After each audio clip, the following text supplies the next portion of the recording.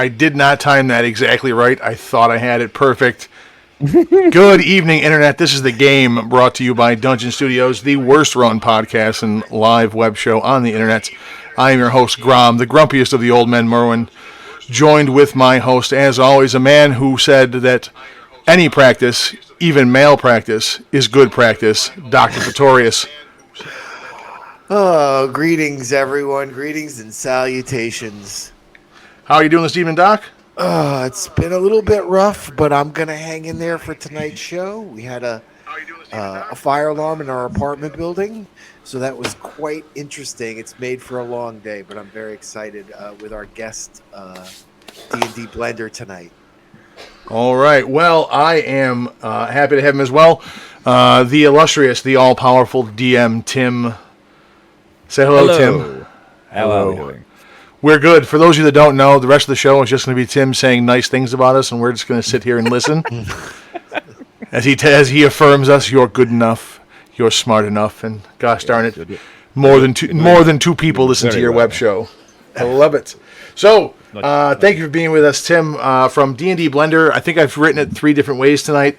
So is it with the ampersand or the lower N? How do you write? How is it? What's the actual title?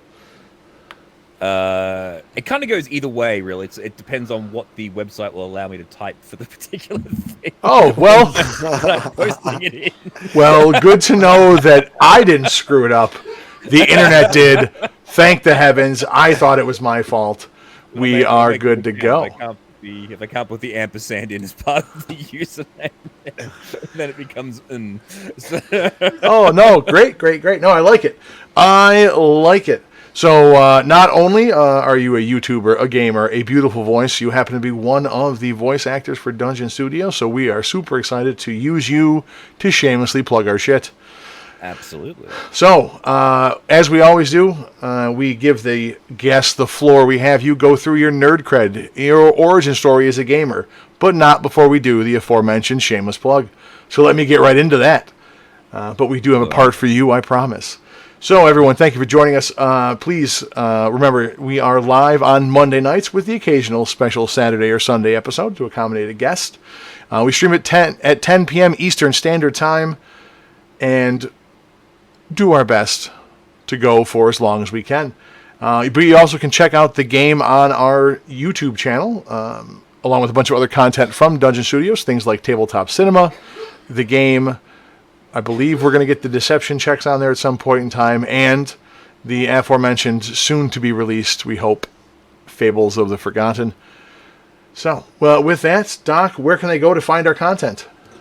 Oh, at dungeonstudios.co. And, of course, we have a Facebook page. You can check us out there as well, obviously. All the socials, right? Just about, although I'm old and don't use half of them, so I'm not sure how good it's going to be for anyone. But with that being said, let's go on. We have our Discord, obviously, always looking for creative types, new friends, play testers especially. You can join the community, see what we are working on, hang out with some of the wonderful people that are involved in our various projects. And if you listen to this show, you can also get to hear all the train wreck that happens before, during, and after the show just by joining us there. I mean, what could be more fun than extra time listening to me talk as I mushmouth my way through the opening of the show? I love talking. It's amazing. Yeah, you're doing pretty good tonight. I think you're doing pretty well. Yeah, what I need to do is give you guys a little, like, a yield sign or a slow down sign and a stop sign so you can just hold them up as I keep going. I usually make the big eyes at you, but we're okay tonight. Okay. I'm kind of skirting by with you tonight. Alrighty. Well, so future projects we have in the works. Our next volume of adventures. We have our Droton settings book on its way. We're working on a few other tidbits, like the Fantastical Geographical. So if you're watching us live right now, you can see some of the pages from that come up across during the background in the show. And if you're just listening to us on your favorite podcasting app, you can certainly check out our website or our Discord to get some of the images and get some more information about us releasing it. And it's really kind of neat because this whole thing has sort of become a creative gestalt kind of at Dungeon Studios, where we have voice actors and writers and D&D DMs all working together, creating this world, different adventures, and then Fables of the Forgotten sort of fits into that as well, where people are telling stories of the deaths of some of these adventurers in our world. So it's really great how seeing all the different types of creatives work with each other too as well. So Yep. I come realize to the now what Discord, I. see. Go ahead. No, I'm I sorry. was, I was gonna say, come to the Discord, see all the different artists, voice actors, visual artists. It's so much going on. It's great. What you're saying is you can join the Discord server much like you would take a trip to a zoo, and there you can stare at all the strange and exotic animals. Absolutely. Yes. I realize now that while I was squandering our pre-show time drinking and not doing anything, I could have actually written up the promo for Fables and had our wonderful voice actor, Tim, who happens to play the role of Oregon, the god of death, the dead, and grief, read the shameless plug for Fables of the Forgotten. But I'm not good at my job, and therefore I did not do that. But damn, that would have been cool. Well, here's what I want to do, Tim. Before we give you the floor to shamelessly plug your own projects, I want to go through and give a little precursor for the show. And then I'd like to ask you, sir, the god of death, a few questions in character, if you wouldn't mind. Of course. Please, ask away. Wonderful. Well, let's start with the set of... fan. Thank you very much. I am certainly a fan. Let me start off with a little explanation. So we've described it as a mix between an old school radio drama and a classic TV show called Tales from the Crypt, just to give you the flavor, anthology short stories that depict a slice of someone's life where you, the viewer, get to weigh in. What we have here in the Beyond, in the crossover, the place between life and death, is the patrons. The doomed, the dead,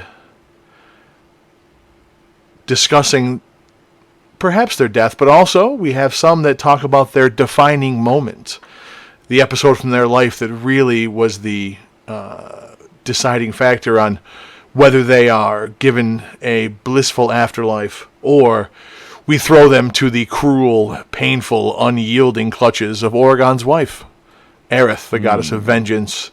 She can be very nasty. Revenge. Gotta make sure to keep her calm, keep her entertained. Because she ever gets bored, you don't want to see that. Not very good. So, Oregon, I thank you for joining us. I have a few questions. My pleasure. Yes. So, in your role watching over the dead, do you find yourself being sympathetic towards everyone, or are there some people that draw your wrath the same as your wife's? There are some people who deserve forgiveness more than others. I always try to be impartial. But there are others who are unworthy of such considerations.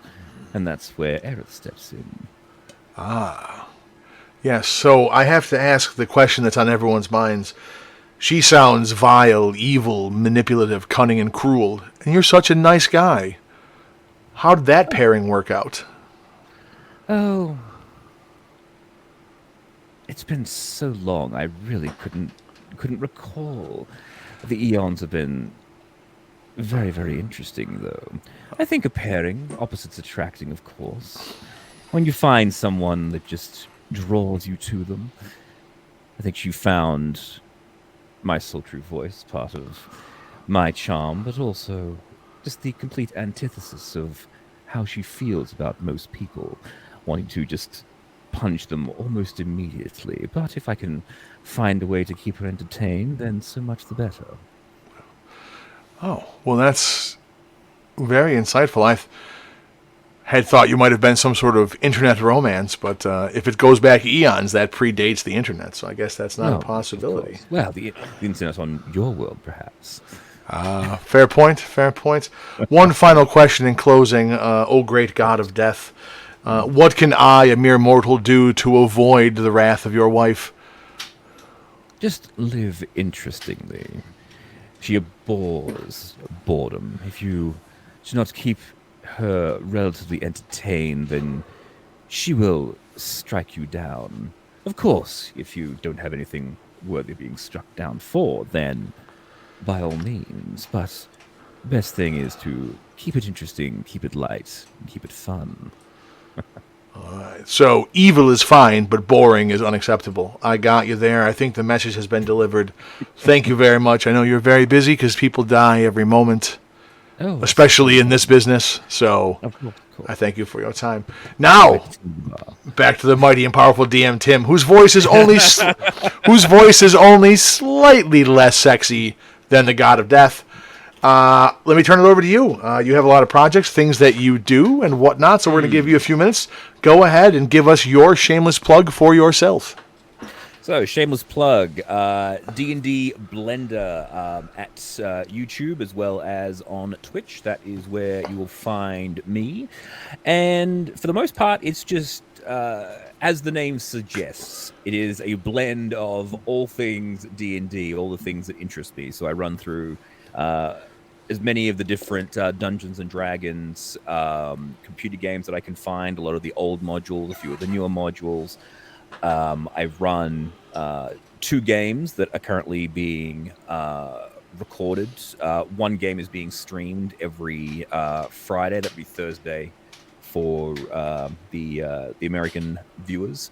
Unfortunately, it kicks off around about 3 a.m. Pacific time, so may not be as watchable for many of you live, but all the sessions are always uploaded after the fact on the channel. The current games that are being run, we have the Four Abreast Saga, as it's known. That is the name of the band. They are 4 bards running in a campaign. And I've just been running through various modules with them. We kicked off with Dragon Heist, then we went to The Wild Beyond the Witchlight. We jumped into Descent into Avernus. We had a bit of trouble in Descent into Avernus and ended up being teleported into space. So we ran through the Light of Xeraxis, and now we're back. 4 bards. Wow, this is a crazy story. Keep going. And now we're back into Avernus, where it's also my take on it. So I took the basic framework of Descent into Avernus, and rather than being in Baldur's Gate, I transplanted that into Waterdeep. And the main villain of the piece is actually an evil quartet of 4 bards who. Nice. The anti bards. Exactly. So one member of the party is a changeling, who, in the current storyline, she let it slip that she had killed a bard and taken over their life. And so I thought it'd be interesting that what if this bard didn't actually die, or if they did die, made a deal with someone powerful to come back and get revenge.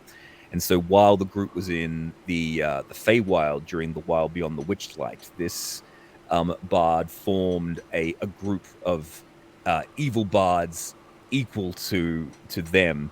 And because the original group as the 4 abreast, these ones were called the counter-tits. And so, Very nice. I thought you were going to go with the 4 abreast and the 8-ball band, but that works as well. And this group is, their leader at least, they're currently drawing a section of Waterdeep down into the River Styx. And so the group has been running through Avernus, attempting to find better instruments so that they can counter the music of this group. So they're about to have a battle of the bands to save. Nice. I was going to ask if that was the conclusion of the saga will be the battle of the bands. Yes, there's some good character names with this. Yes, we have for the good guys, we have Fleur, who is a bard fairy / monk, and she's actually a tiny character as well. So we actually made her small.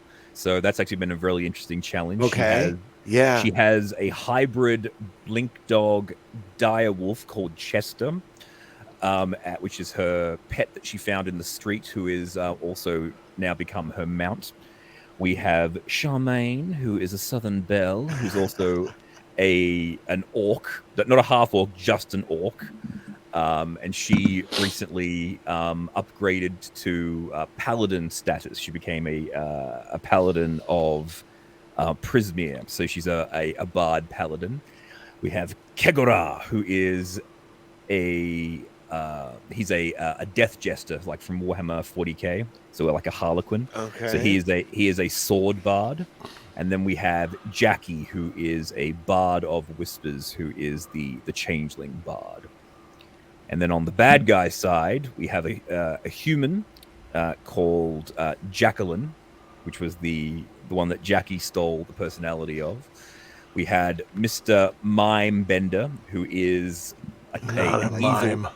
he's an evil mime, so he's like the evil clown. No.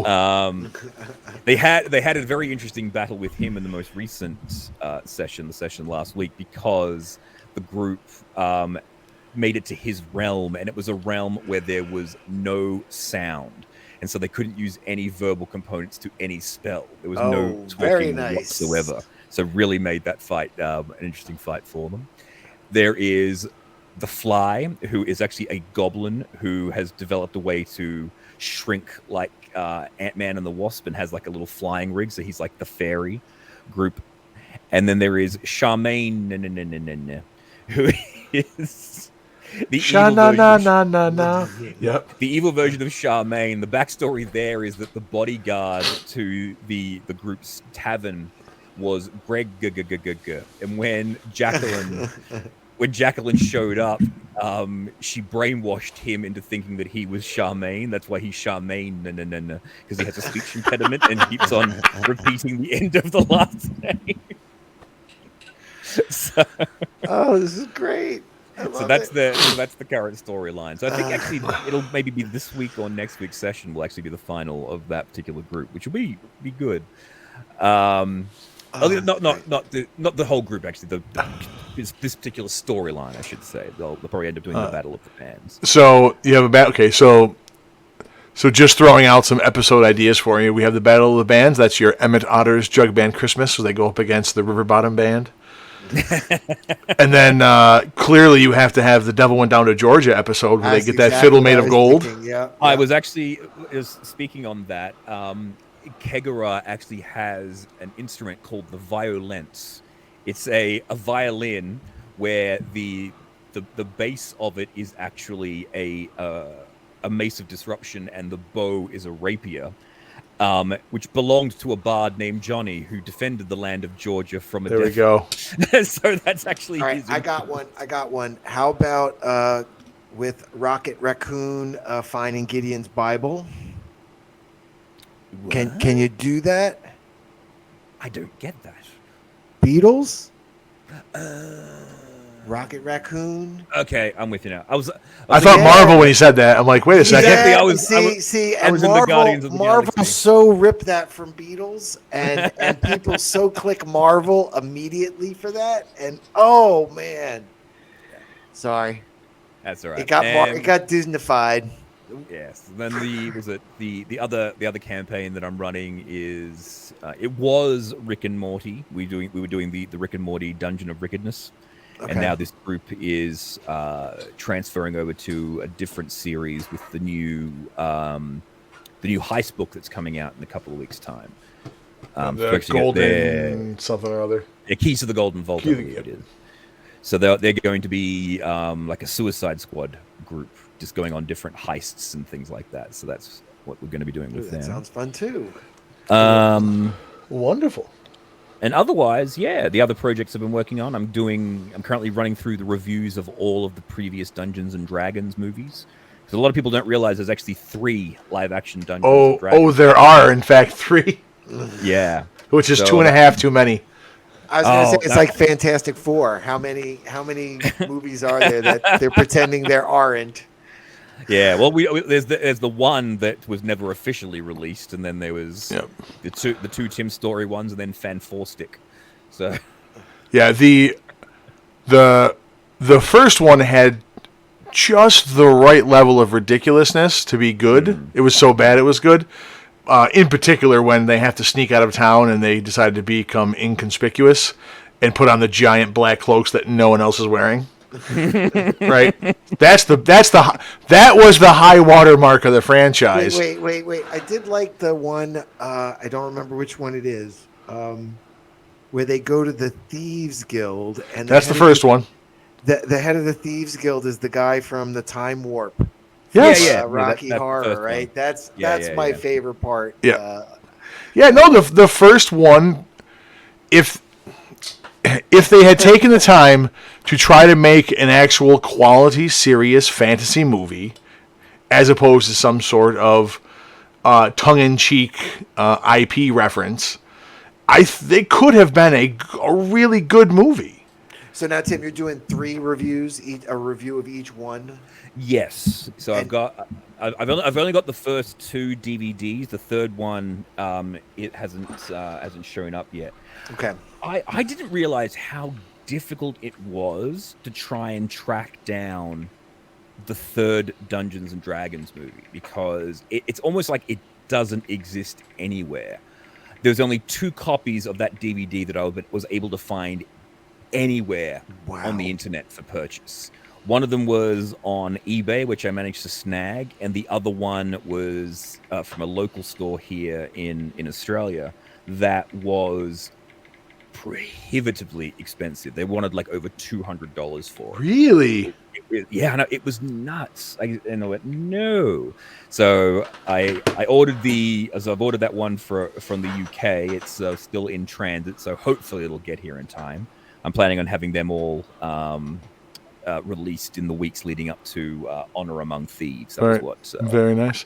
Yes. Have you actually watched the third one yet? I have actually. It's actually my favorite. The third one's actually really good. Oh God, I don't know if I've seen the third one, to be honest. I really don't know if I have. I tell you, yeah, I was okay with it right until the point where he walks into, after the opening. I won't spoil it for anyone, but after the dramatic opening, which wasn't the worst thing I've seen, he wanders into a random store and starts buying like Force runes and plate mail of power and shit like that. And I'm just no. I'll have that bag of holding. Yeah, no. I'm like, nope, we're done. We're not gonna watch any more of this. It doesn't deserve my time. I look forward to your reviews, though. I think that shit will be hilarious. So, all right, well, hey, that's what you do. So let's talk about who you are. What is your tragic bard backstory? How did you become a nerd? How did you, or a rogue backstory? Sorry, how did you become a nerd, and how do you get to us today? Well, I think to be honest, I don't think I ever really had a chance. I was sort of born into the nerd lifestyle. Okay, so when were you born then? When I was back born? in the yesteryears of 1982. So okay. I think probably my first real nerd memories I remember was Star Trek 3.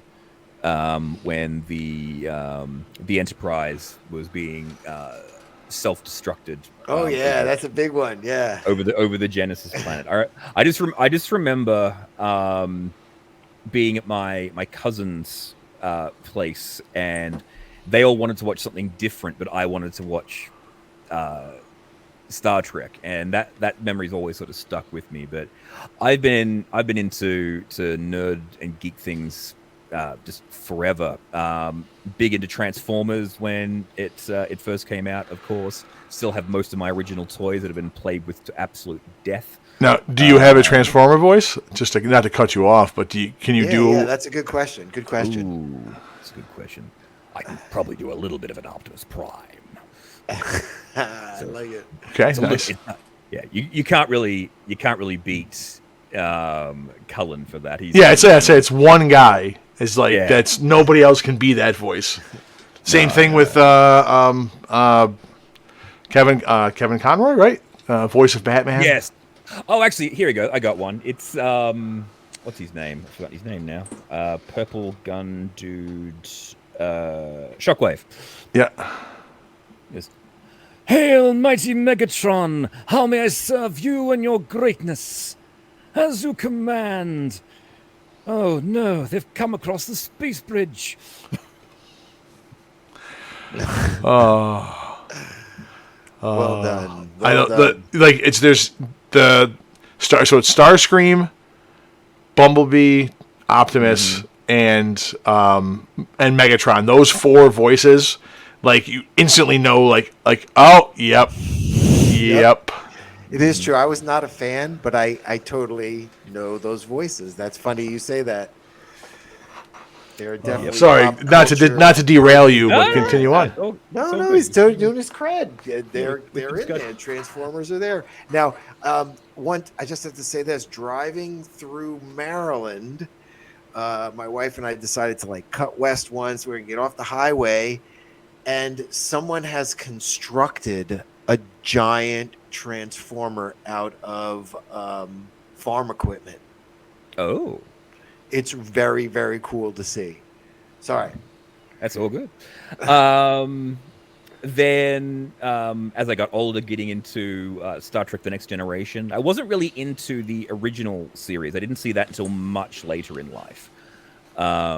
Most because the location where I grew up didn't have that much in the way of free to air TV. I think I grew up for like the first 13, 14 years of my life with a maximum of 3 channels to watch.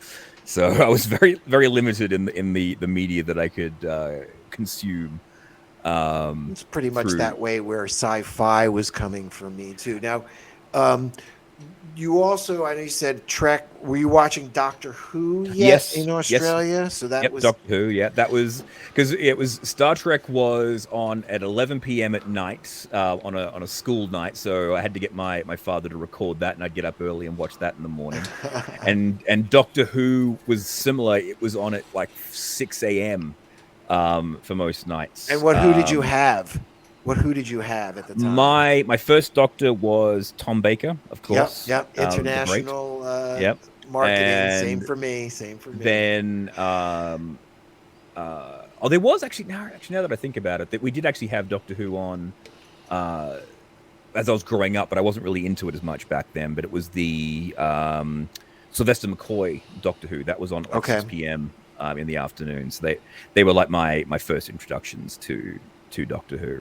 And it wasn't until I started hanging out with some of my older cousins who were also into that sort of stuff that I realized that there was actually black and white Doctor Who, because we actually one time he had the VHS. I think it was like 2 VHSs that went for a little over 3 hours or so, which was the Tomb of the Cyberman. Okay. With Okay. the second Doctor. And I saw that. I was like, oh, there's actually other doctors out there. And Uh-huh. so learning all about that. So yeah, so it was Doctor Who, it was Star Trek, Star Wars, of course. We had a copy of Empire Strikes Back, which was on a VHS that we recorded from free-to-air TV with a very bad signal that I watched to absolute death. And then it wasn't that's until right into Return right after that. Yeah, a couple Yeah. years later. And yeah, and I wasn't, and again, I hadn't seen the first Star Wars until again much later on. So like when Star Wars was just Empire for me for the longest time. Oh, and that's then- kind of neat. You got Yeah, you so then there was like, jumped oh. in the in between episode. That's kind of cool. Yeah, and there's like, oh, there's other stuff out there. So learning all about that. My absolute favorite film growing up though was probably The Last Starfighter. That movie still That is a great absolutely movie. rocks. Don't use the Death Blossom until they are in range. Yeah, that film taught me how to play video game shooters, because Griggs steady, don't fight the chair, take your time, watch your gun sights, lead your targets, and above all, relax. But I've actually before COVID hit, I'd actually started constructing a Starfighter arcade machine, because some clever people online actually built, well, they programmed the game from the Starfighter arcade machine. And so I built custom controls and everything that have actually all been, they work, everything's fine. I guess I have to build the cabinet to put it in, but I guess never got around to doing that because COVID hit and that project sort of fell by the wayside. So it's in the work in progress pile. The controls are currently sitting in I basically wired it into a cardboard box to make sure that it actually worked and gave it a little test run, and that's as far as the project got. What else was there? So my first real tabletop gaming experience was Hero Quest. I played a couple of games of that, but then that's the gateway drug. Yes, and then I discovered Space Crusade. I found a good one. I found a secondhand copy of Space Crusade that I picked up for 50 cents from a secondhand sale. But it had everything in it except the instructions.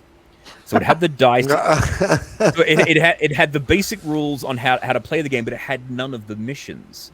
And so that was kind of where I guess I sort of stumbled into being a dungeon master, because I would make up missions for you're myself brewing immediately and other people to play. Exactly.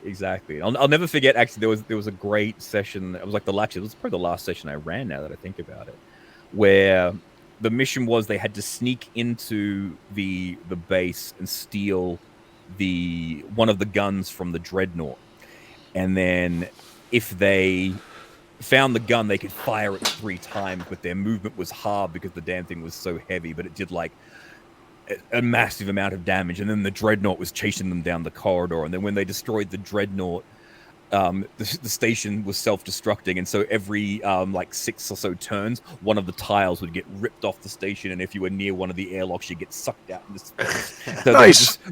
They were just running through the station to try and get out. But then the funny thing was that we mathed it out in the end. It turned out my cousin, who was playing at the time, because he had waited so long, he was 1 square away from getting out of the door before the airlock would actually close and the station would blow up. So it was like, Tim, you son of a boo! Like he's at the door banging on it for him to let him in as they all abandoned the station.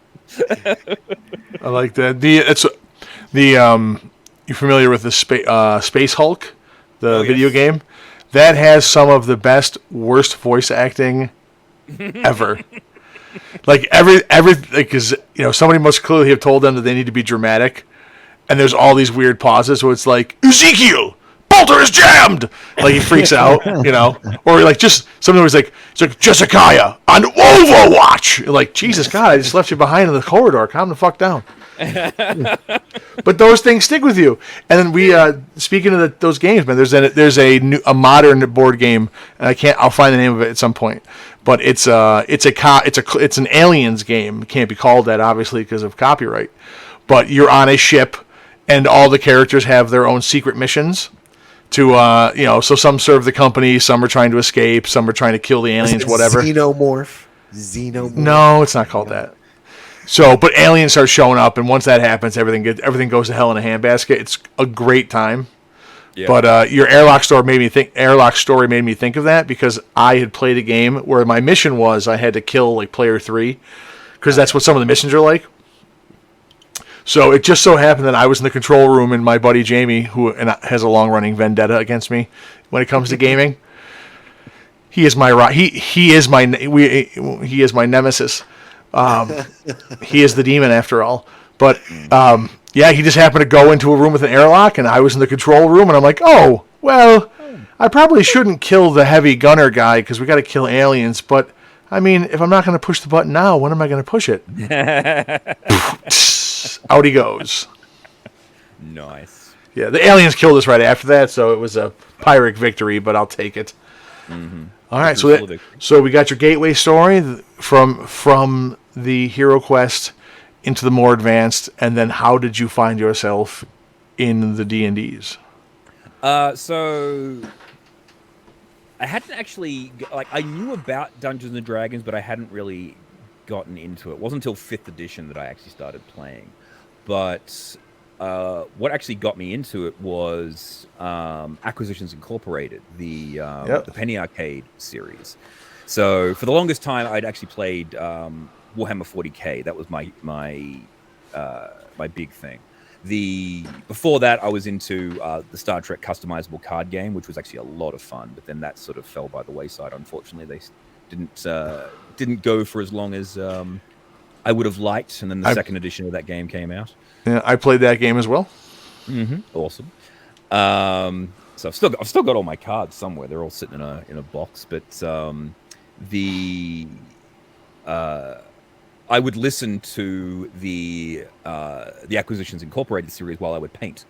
So I was looking for something to listen to while I was painting, and I stumbled across the Acquisitions Incorporated stuff and absolutely loved it. And then there was Dice Camera Action. I listened to that. And then there, of course, Critical Role when that all took off. I think actually my first introduction to Critical Role was when I was listening to an episode of Acquisitions Inc. and the episode finished, and then it just jumped to an episode of Critical Role. I was like, oh, this is a lot of fun. So then I went back and listened to all their back catalog. But probably actually, I just think about it. Probably my first real sort of introduction to at least what I ended up doing was Noah Antweiler, the Spoony one. If you are familiar with him at all, the name sounds familiar, but yeah, fill us in. So Spoony, he was on Channel Awesome, like with the Nostalgia Critic and a bunch of all those people. He started off doing video game reviews. He did Final Fantasy reviews, and then he started a series called Counter Monkey, where he would just sit in front of the camera and tell stories that people had told him, or he'd tell stories of different D&D games that he had played. And so all that sort of stuff absolutely fascinated me. I love listening to stories. Like I still listen to all of his stuff that he does now. Unfortunately, he sort of fell off the radar a little bit. He had some troubles, but I heard he's making a bit of a comeback. I'm not really sure, but we'll see how that all goes. But he was probably one of my biggest inspirations to sort of go into this geeky world, as it were. And then eventually I just decided that it was actually one of the books that he talked about, and I really wanted to try playing that story. And so I picked up a copy of Curse of Strahd. That was my first run through, because I liked their playthrough that they did on Dice Camera Action. And so I got some friends together and we started having a game, and then most of those people left, and then I got some new people in, and we finished off that story. And that game ended up running for about a year. And then not long after that, I thought to myself, well, I've got all these interesting stories that I'd kind of like to tell. I might as well give that a shot. And this was just when, I think it was actually just after COVID had kicked off again as well, or kicked in. So I can't really remember when it was. That would have been it. It was like 3 years ago. So yeah. So it was just around about the time that COVID had just started. I was just locked in my house and decided, you know what, this would be something. I might as well recap some stories of my past, some of the bits and pieces, because I hadn't considered recording the sessions back then. So the only information that I had for remembering the original campaign was up here in my head. So I basically sat down and did like the Cliff Notes highlight versions of my original campaign in a series called Tales of Woe. It's like the verbal tradition of your campaign had to be passed down into written form. Because I did record the final session, so that was actually the first ever upload on the channel, was the final session, which was one microphone in a very, very echoey room. So. And you just said YouTube, Twitch, here we go, and yeah. Then I got like it was YouTube first, and then when I decided that I wanted to start putting the games up there, I was doing the recordings, and then again it was the sorry, just let me backpedal there. It wasn't COVID that kicked it off. COVID happened after the fact, but what happened was that what got me to doing the current run of the way that I've been running things was because of that, because we had to go doing things online. And so I had to develop a method of recording the game that wouldn't disrupt the players as much. And so I came up with this idea of using Tabletop Simulator, but in a live session. So that was how this whole thing sort of record. Yeah, so I use Tabletop Simulator to display the maps and everything. And if people wanted to play it online, I could just stream the screen to them. If they wanted to play it in real life, I could use the second screen to display it to them. And that's just how it all came about. And been doing that ever since.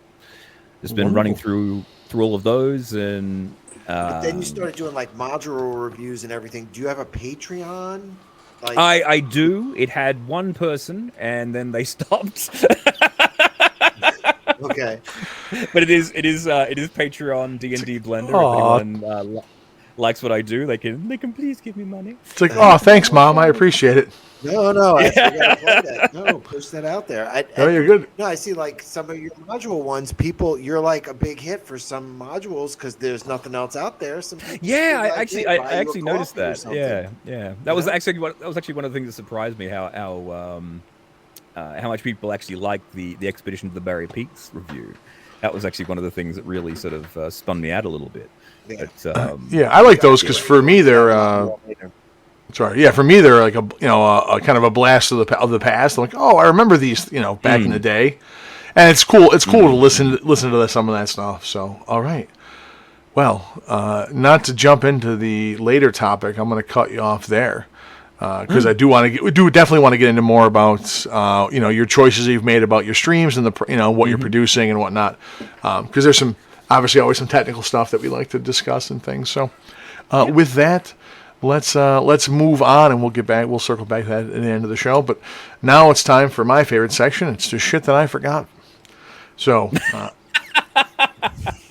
there's always something. So last week, and I want to put this out there both because I forgot to clarify the question and get the answer I was looking for, but also I hoped that I did not sound like a dipshit to our guests from Brazil last week. So. What I forgot was to clarify the following. I know that Brazil is not just the Amazon rainforest. It's not just a jungle. I'm aware that there are giant. I know there's giant cities, and it's. I know that. So please don't think me crass or uneducated. But so I worded the question badly. What I was trying to get at was this idea. And I also realized in writing this that I had a second part of the question I certainly should have asked those guys. So what I was getting at was in North America, most of it anyways, where I live, we have I have the Adirondack Forest and the Adirondack Mountains, and there are large geographical features that people go to. But for me, and I think this is probably the case for most Americans, I don't think we really have anywhere, maybe the Pacific Northwest, maybe, where you're like, ooh, I don't know what's out there. Where there's some unknown to it, where there is, where there's a legitimate, danger to go. Like, people go hike the Adirondacks for fun, No, you're absolutely right. I mean, even if you try to hike the Grand Canyon, South Rim to North Rim, there's trails and people. There's trails. There's gift shops, for God's sakes. Yeah. I don't think there are any gift shops in the depths of the Amazon rainforest. Maybe I'm wrong. So the question I was trying to ask for those guys, I hope they hear this, was I don't have that experience of living where there is a bit of nature that is legitimately dangerous or potentially, really dangerous, or at least that's how I think of the Amazon. That's the way you hear it in media is, uncontacted tribes, lost civilizations, all this wildlife, it seems exotic and dangerous. So the point of my question had been, how does having something like that in your backyard affect you? And then the part of it that I forgot and really should have asked first was, what's their perspective on having that natural feature in their country? I know it's obviously not it's not like you walk out of the back door of Sao Paulo and you're in the rainforest, but it's there though. It's just like if you were, I guess if you live in North Africa, the Sahara Desert, or if there are places. I think that's inherent wherever you are too. Like if you're in Australia, they got big super spiders. If you're in, different places have different things.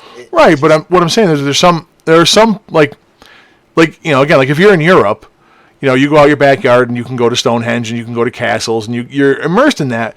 But it's not like a ravaging Norman knight is going to ride you down when you go walking around a castle. Like that's not going to happen. Like people, but from what I understand, and again, this might be a bit of cultural ignorance. Like I'm pretty sure like the depths of the Amazon is not a terribly safe place to go wandering. No. So I think it's different. It's a different thing. So what I should have asked was what their perspective on it was. Is it for them, this deep and uncharted wilderness, this mystery, the danger, or is it just like, it's some trees over there?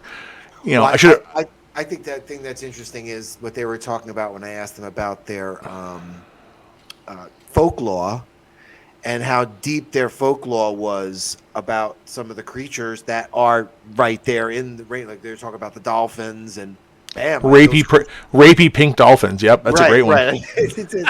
They went right into those things that are those creatures that are in the wild. So it's kind of interesting how those myths are all related too. Yeah, but yeah, that was the highlight of it. Like, you guys have vampires? Like, no, but we do have rapey pink dolphins, were-dolphins. I'm like, really? That's okay. Okay. So all right, I guess that makes sense. Was to ask Tim, to remind Tim if he had any urban legends from where he is, he could tell us about. Oh, urban? No, not urban legends. There are like the two most common, sort of like the Sasquatch type storylines that you would have over in your part of the world, is the drop bear and the hoop snake. So I've heard about drop bears. Yeah, the drop bear is the carnivorous koala that drops from a tree and mauls you as it comes down. That's why they're called the drop bear. And gives you syphilis, right? Well, that's just koalas in general. So, but the other one, the hoop snake, is another great one. Actually, I have a story about this one. I'll tell you that in a little bit. Okay. But the hoop snake is it's a snake that curls up and puts its tail in its mouth and rolls like a wheel. Hence the name, a hoop snake. Okay.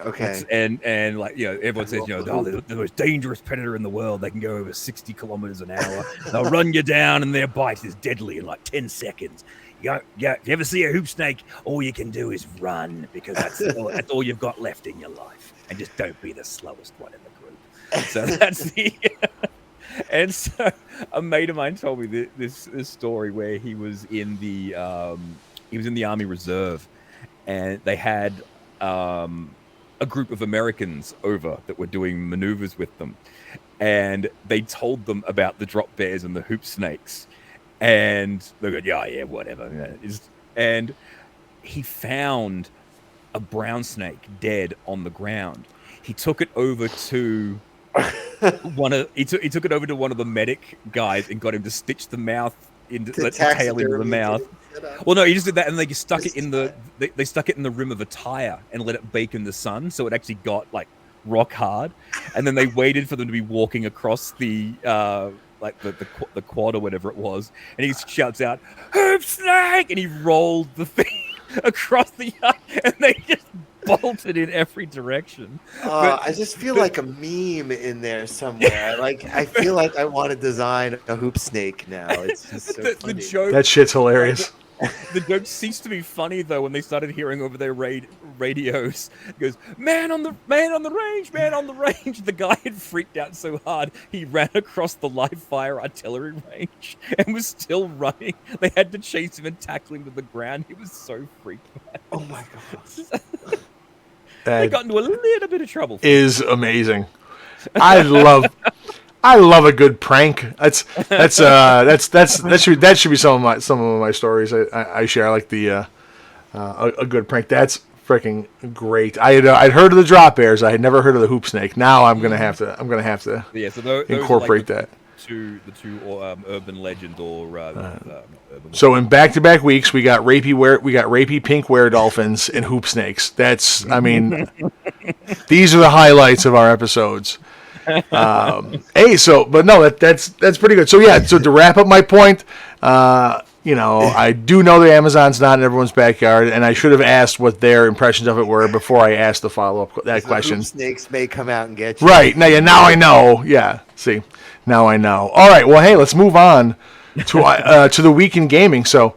One of the things that we do here, Tim, obviously, I have home games that I we does Doc. We also have obviously our play test and various things, and we like to kind of go over what we've done this past week, give people little bits of the story or what we're doing, where we're going, and I know you have some games that you stream, obviously, but we'd love to hear what you did this past week as well. So I talk a lot, and I need to get a drink because I sorry, I keep coughing, I keep muting myself.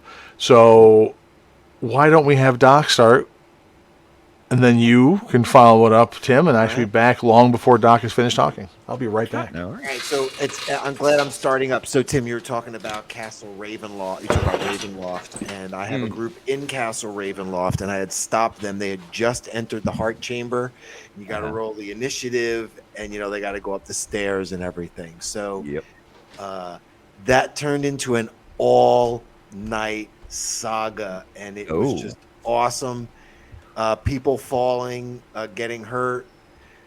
Wizards were made sort of like an air cushion down at the bottom, so it was sort of protecting some folk from damage, but people were still hitting the bottom. And then now this has been a very long Raven Brew campaign, so they're all very, very overpowered. Oh yes. So I made the heart could only be destroyed by physical means. So they had to get up there and get to it, right, and smash it.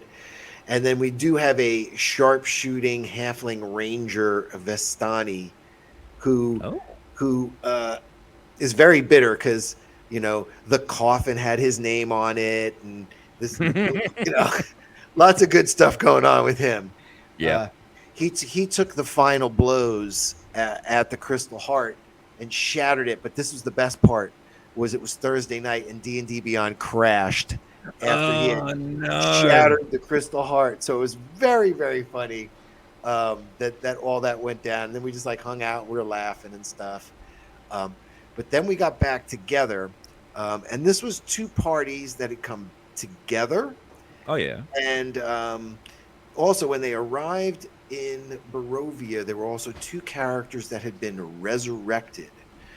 This guy, Dondeas Le Savage, a paladin, and Pens Nix, a gnome artificer rogue, who had died very early in the campaign. Dondeas actually had died campaigns years and years ago. They arrived as Barovians, and the monk granted them their real existences back. Okay, right. So they're also in the tower, but this is all Strahd manipulation. So they've just shattered the heart, and I'm about to have 14 spawn have just entered the tower. So we're still in the tower. Oh shit! And they're going after these Barovians that got their real souls back. It's going to be great. It's going to be bloody. It's going to be mass. Cool. So that was the Raven Brew. Very, very exciting. And I don't think we're even going to get out of the Heart Chamber next week, but great times with this group. Great horror. And my Chronic Explorers did not meet again. Merwin, very sad to say. We had some more people not feeling well, but the people that were able to make it know at Dungeon Studios I'm also a test DM, and said, hey, can we do that first level playtest Briny Botel, which is actually a murder mystery. And I've run it a couple times now with some high level characters. So I ran it with just some first level characters, which was a lot of fun. I don't want to give away too many spoilers. Let's just say they said God, that place is creepy. It's like the Addams Family house. Hey, we bam. I mean, that's exactly what it is. So it was good. I can say this: one of them got murdered, Oh, and two of them did get away and claimed the reward that they got as first level characters. Did they die in the final interaction? No. They actually took a very different route. Um, I don't want to go too into detail, but obviously you're charged with to go find someone, and they went very, very murder hobo and just said, "We're going to take this guy's head." And then when the place was way too creepy for them, and there was far more things they could investigate, they said, "We have all the proof we need," and left With the head? with the head. I mean, don't forget, one of their party members had died. They felt like they had the proof they needed, and they said, "We're out of here." Now, the problem is the murder was never solved. Their patron could still find them guilty and keep them in jail for, there's a lot. It could go a lot of ways, but it was a great test. Everybody had a great time. And it really played out as a really nice murder mystery. So, Nice. Briny Hotel Volume 2. Nice job. It's a lot of fun to play. And DM. Good stuff. So then we were going to go down to Tim. Yeah, Tim. How did your week in gaming go? Do you run a home game or anything besides what you stream, or just what you stream?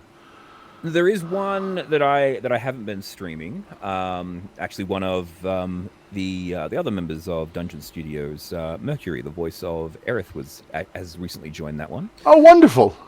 Nice.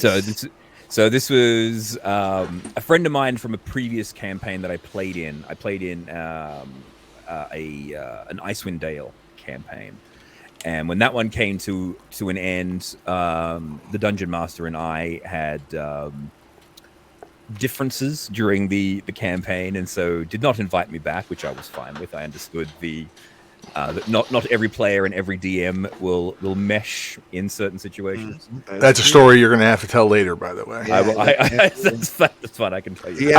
I've been asked not to come back a few times in my years, so I'm curious how yours went down.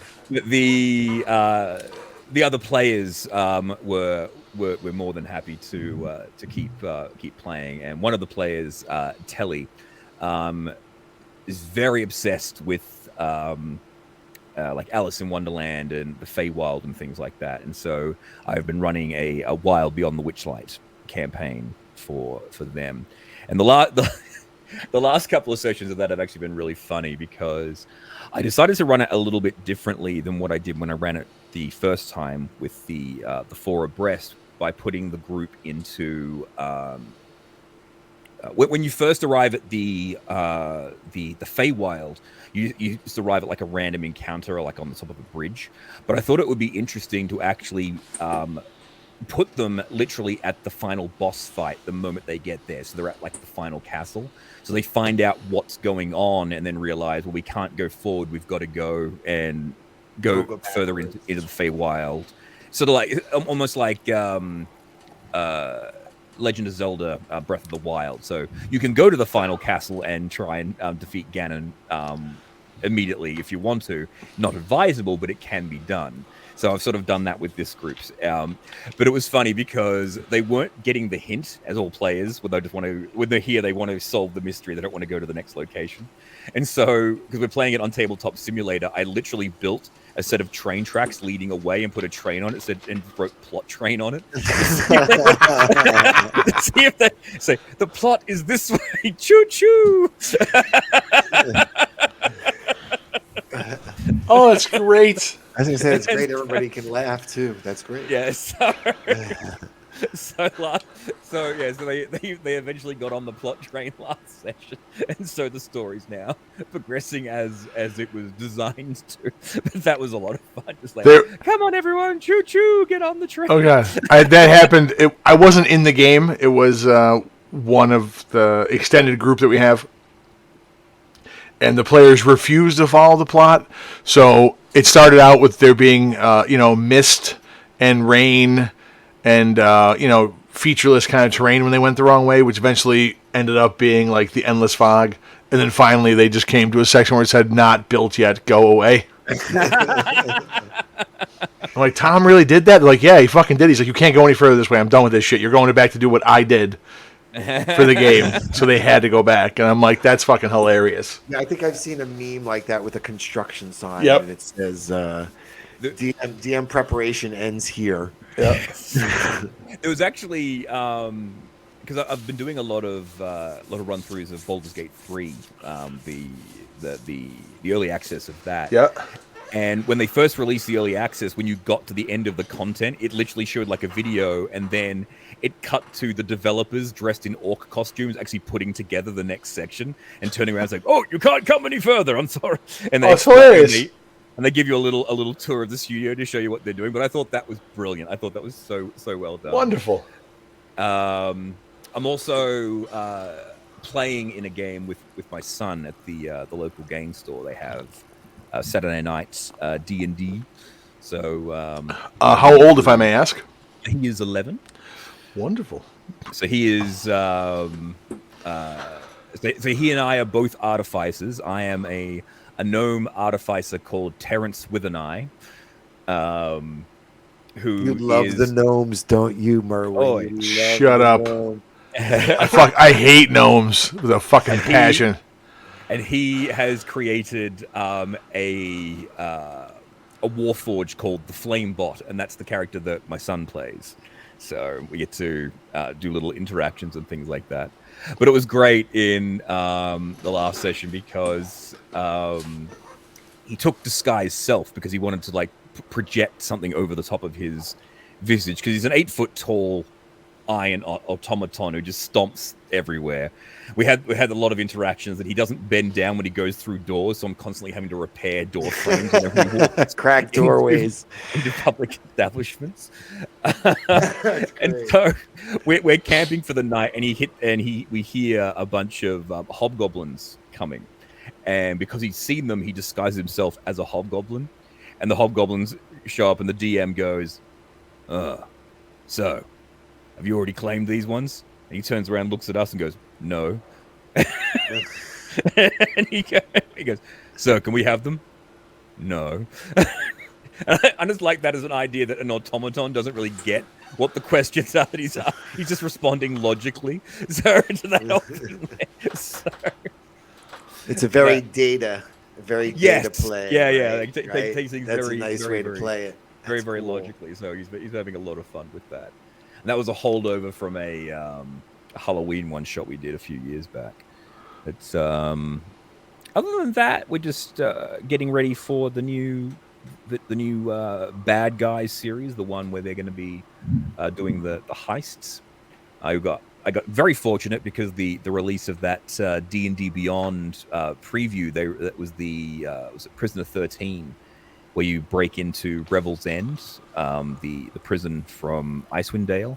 I'd already built that prison map in Tabletop Simulator for a different thing, so I'm already good to go on that. So. Very minimal preparation there. Nice. Otherwise, in game, and that's really been it. Just kicking along with the preparations for the current sessions, and hopefully they don't get TPK'd in the final fight. So, Well, sometimes it must happen. That's one of my earliest questions for you when we get into the topic of the night. But so for my week in gaming, my regular game met. It's been crazy busy otherwise, so unfortunately I have not been able to coordinate the final fight of Titan's Peak, but I'll get to that. But in my home game, they finally made their way into the sewers after their previous week's shenanigans of murder and buying children. Yes. The usual. Yes.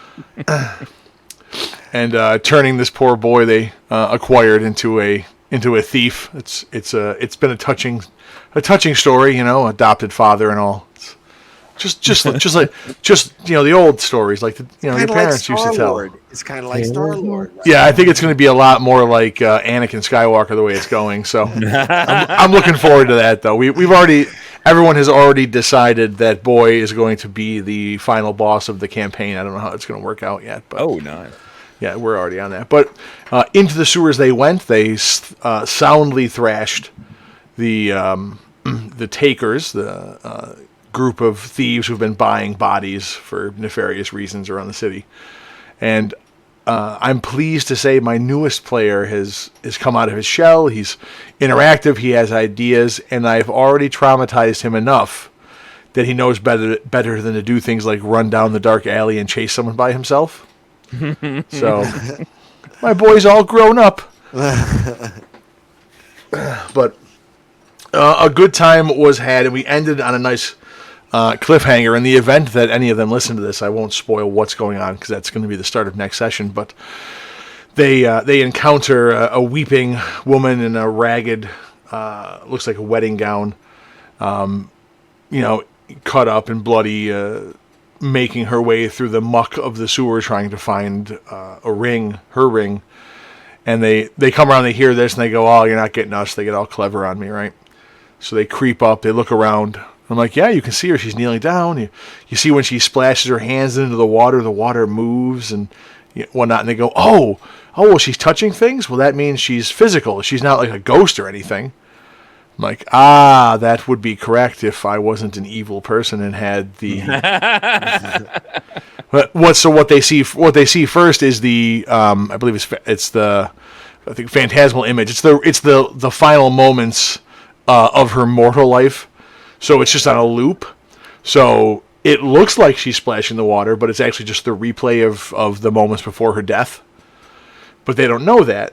So once I explain that they see they see her touch the water, they immediately just decide they don't need to check anything else, and they're going to walk up to her. I'm like, right into my trap. They walk forward. Only one of them rolls anything above like a 5 for perception. So I get to have this wonderful moment where they get close and as soon as once you get to this point, you see that she sits upright and then stands up. Well, at least that's what all of you see except for you, Eric, who's the cleric who rolled high. What you see is her just kind of blink from one place to another. The form kind of goes static, like in 13 Ghosts, how they fizz in and out. The ghosts have that kind of effect. I don't know how to describe it, but you get that. Yeah, like she blinks from one spot to another. She's instantly standing. You didn't see her stand up though, and everyone's like, "Oh no!" and it ended with the ghost trying to take over the Warforged in the party, which I have a bit of different fluff and whatnot for how that race works. So the player is, I like the idea of having character specific and hidden lore. So the Warforged doesn't know what he is, only that he woke, a little under a year ago. And has been kind of making his way through the world, and nobody else knows about him. So he's been slowly discovering what he is. Unlocking powers and getting more and more of his backstory, which has led to two prior to this moment, which this will be the third one. Two prior moments. The first, another character they talk to, an NPC, offers to investigate him, realizes he's kind of covered in a complex series of illusions and dismisses them or pushes them aside more accurately, and sees that he's covered in all this arcane rune work, and then asks the question. Are you aware that you are undead? And then he just shuts right off, just like powers down, and then restarts. No memory of the conversation, right? So a couple of players know this happened. A couple of characters know this happened, but he doesn't, quote unquote. So the player, to his credit, has been wonderful about not metagaming that knowledge. So he rolled with it. He has no idea what happened, and then. They found themselves near death in a collapsing underground temple, being flooded from a water source above. And in their desperation, two of the characters go down, the Warforged and another character go down, and they're fighting against the water as it's rising. And they say, and like, well, how are we going to get him back up to hit points? We don't have the spells. Like, well, we'll try something. He's not dead yet, so he must be able to still hear us, right? Like, probably. All right, start whispering in the Warforged's ears that he is the undead. So they did that, which kicked him over to level 2 defense mode. So he awoken, dragged himself out of the water, and then when the dwarf, the cleric in the group, who was the one who had told him he was undead this time, got out of the water, he fucking blasted him almost killed him. Knocked him unconscious, kicked him into the water, and then powered down because the threat to his secret is gone now. Yeah. So in saving him, he almost murdered another character, but thankfully they narrowly escaped death. Have you given this player some inspiration, being good at the amnesia-ish non-metagame? Oh, or you don't Doctor. What kind of DM am I? Let him die. I'm evil. Do you think I'd give them inspiration? In fairness, though, I will. But here's the thing: I will. In fairness to your question, that's why we're here together, because you should be. Because if he's really role playing that Warforged well, he'll play it even better. He'll play it even better. I actually agree with you 100%. This is one of these areas where, when I learned 5e, I didn't learn that rule early on. So it's just not something that's like in my mind to do. But I like the idea of that, and I should try to remember that, because he does deserve something. Him, actually, that really sounds like. And we were talking about that with the Forever DM. Somebody in his group did that too. Yeah. And to not metagame for that, that's really. As a DM, I would give inspiration. That's the first thing that comes to my brain. How about you? How about you, Tim? Yeah, absolutely. I keep forgetting to actually give inspiration. Yeah, there was a good moment actually in the most recent session, because I was sort of mentioning it earlier on. But while they were when they ended up in the realm of the mime character, Mr. Mimebender, his realm is completely silent, so there's no verbal components or anything. They can't speak to each other. They can't cast spells with verbal components or anything like that. He is able to do so.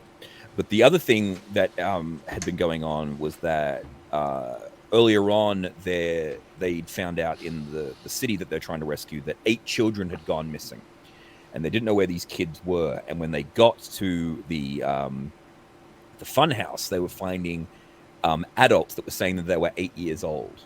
And these were actually the adult aspects of these kids. What the mime had been doing, he'd been taking away their ability to age by taking away their older aspects and putting them to work. It's separating them. Exactly. So he had the younger aspects of the kids in his realm, and he'd sort of enthralled them to work for him. So when the group caught up with him, he's standing in front of the kids putting on a show, and when the fight began, he won the initiative, so the kids immediately surround him. So it's him in the middle, and there's like the 8 kids surrounding him, making it a square. The idea being that it will prevent them from using like AoE attacks on him, and also because he has the ability to sneak attack, he'll be able to get do that additional damage to the group. Not factoring in the fact that the changeling character is actually evil aligned, has a ring of shooting stars that doesn't require a verbal signal to activate, just blasts the entire group with ball lightning, killing all 8 of the kids and wounding the mime. The fairy character in the group sees this and sends me a message saying, "Look, I think I'm going to be suffering from a bit of PTSD from this one." So basically, I made them because they suggested that, they took a wisdom save every round, and when they failed, they suffered a temporary madness effect. And that madness effect was that they were terrified of the character of Jackie for 8 minutes, which meant they could do nothing but run away from her the entire fight. So, so I really should remember to give them inspiration for that, so that they can have that for for the upcoming bit. Oh, Because I think yeah. that was definitely worthy of it. Yeah, no, very nice, very nice. That's Yeah, a so topic we might have to go into for a show, talking yeah, about how to use inspiration and stuff. That's an yeah, it'd be a interesting good topic. one. But yeah, so my game ended with the ghost popping, into existence, looking at the Warforged and saying, you'll do nicely," and then is about to possess him, and that's the cliffhanger that we ended on. In my game, a couple of the party members covered in filth, injured, wounded. They're going to find themselves with necrotic flesh and all manner of unfortunate infections, the kind of things that would require a visit to the doctor's office, like we're about to take now. Doc, what do you got for us? Hey, that was really quick. I'm actually kind of connecting with last week. We were talking about time zones with our friends in Brazil, and now we're in Australia, so it's kind of interesting as well. But on that vein, we started discussing leap year. So I just wanted to see what you guys know about leap year, leap day. Do you guys know anything particular about it before I go into? It's primarily just used to align the calendars because apparently the orbit is 365 and a quarter. Okay, any idea when we started that? Or like just you just know we do it and we do it. Like I have no idea of the backstory. I just know Okay, that that's okay. I believe the issue can't. The issue. Okay, let's see what nerd shit I know. It's my superpower. I know useless things. I believe this is. After all the monkeying with the calendar done by the Romans, it kind of stayed as is until you get into the Gregorian calendar. And I think it was around that point in time where they figured out that it didn't quite line up exactly as it was supposed to over a cycle of years, and shit didn't happen when it was supposed to exactly per the calendar. So they had worked out that the fix for this was to add an extra day in. Add an extra day in once every 4 years, and that kind of kept everything on the correct cycle, so that your solstices and your equinoxes and everything all fell when they were supposed to, and you didn't have that stuff shifting around. I might be wrong about that, but I think that's the genesis that's of it. pretty close. Do you know when that started? I would think the 1500s, 1400s. Okay, so this is where I can help fill you in. You're a little bit sketchy, but you're pretty well on it. Okay, so yes, we had the Gregorian calendar in 1752. Is the big Oh, date. I went early. Okay. Okay, really is for the Gregorian calendar. Now, the other interesting thing about it, so there was like the ancients knew that this time period had to be made up somehow. Okay, so the Egyptians divided the year into 12 months with 30 days, and they added the extra days at the end of the year for a 5-day festival. And then they would just adjust the festival time according to what they needed. okay. So that's kind of interesting to know. Now, before you had the Julian calendar, and you mentioned that Hadn't invented the wheel yet, and they're like, you know what? Though our calendar's definitely jacked up. We should fix that. Okay, cool. Let's just have a party, man. You don't need wheels when you got parties. Oh yeah. Yeah, So- bro. Julius Caesar, okay, 46 BC, had the year of confusion. All right, so the calendar had been knocked off so far. I remember that they had named the calendar September, October, November, because that was the 7th, 8th, 9th, and and 9th. 10th month, right? Yep. They had gone so far careening off course that he had a year that was only 455 days, so that they would reset. So it's kind of interesting to know that happened back in that time period. Okay. Merwin, you're like, what? You're like, what? Well, I'm both trying to hear you as you speak to your notes, and not your mic. But also, Okay. I listened to a whole thing on Rome, and I don't recall hearing about a 455 day long year. A year of confusion. That's what my notes say here. I mean, I They don't did. know what else to tell you. Well, that happened during the reign of Julius Caesar. Yeah, I'm assuming so. So yeah, they skipped over a lot of that. It was they did a lot about how he came into power, and then kind of skipped right to the part where he could stab in the back a bunch. Et tu, Brute? Yes. Well, that and Cleopatra. They did those two parts in detail. All right. Now, So- did you guys know that we actually there are years we don't have a leap day because we get too far ahead? I did not. Were you Really? aware of that? Yes. Actually, if the year, hang on, I want to get this right.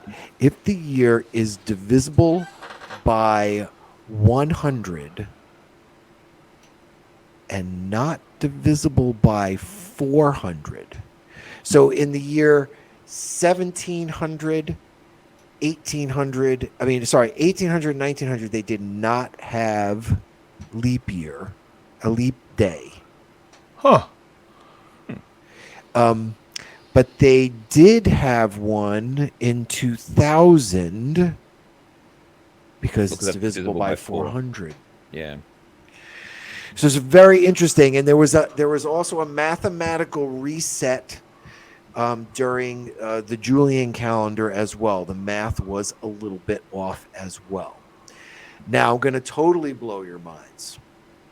Okay, after all this, we got some days to reset and all that sort of stuff. Well, we actually started leap seconds now. I have heard about that. Yes. In 1998 was the first leap second added. We've added 2005, 2008, 2012, 2015. Why leap seconds? I think that was when they started calculating stuff with the atomic clocks, wasn't it? When they I believe worked so. that out. Actually, the problem is that the Earth's rotation is actually a variable. When you have a massive like spring bloom, like in the Soviet Union or whatever, that can actually slow or speed up the rotation of the Earth. So you can El Nino can affect these kinds of changes. So it's kind of interesting. As we progress, we're becoming more accurate using the atomic clock and comparing the Earth's rotation with stars and adjusting. We're going to be adjusting back and forth in the future, I have a feeling as well. Kind of interesting. Not for too much longer. The comets due to hit us any day now, so It'll be over anyway. Bam. reset us back into the Stone Age. We don't have to worry about that.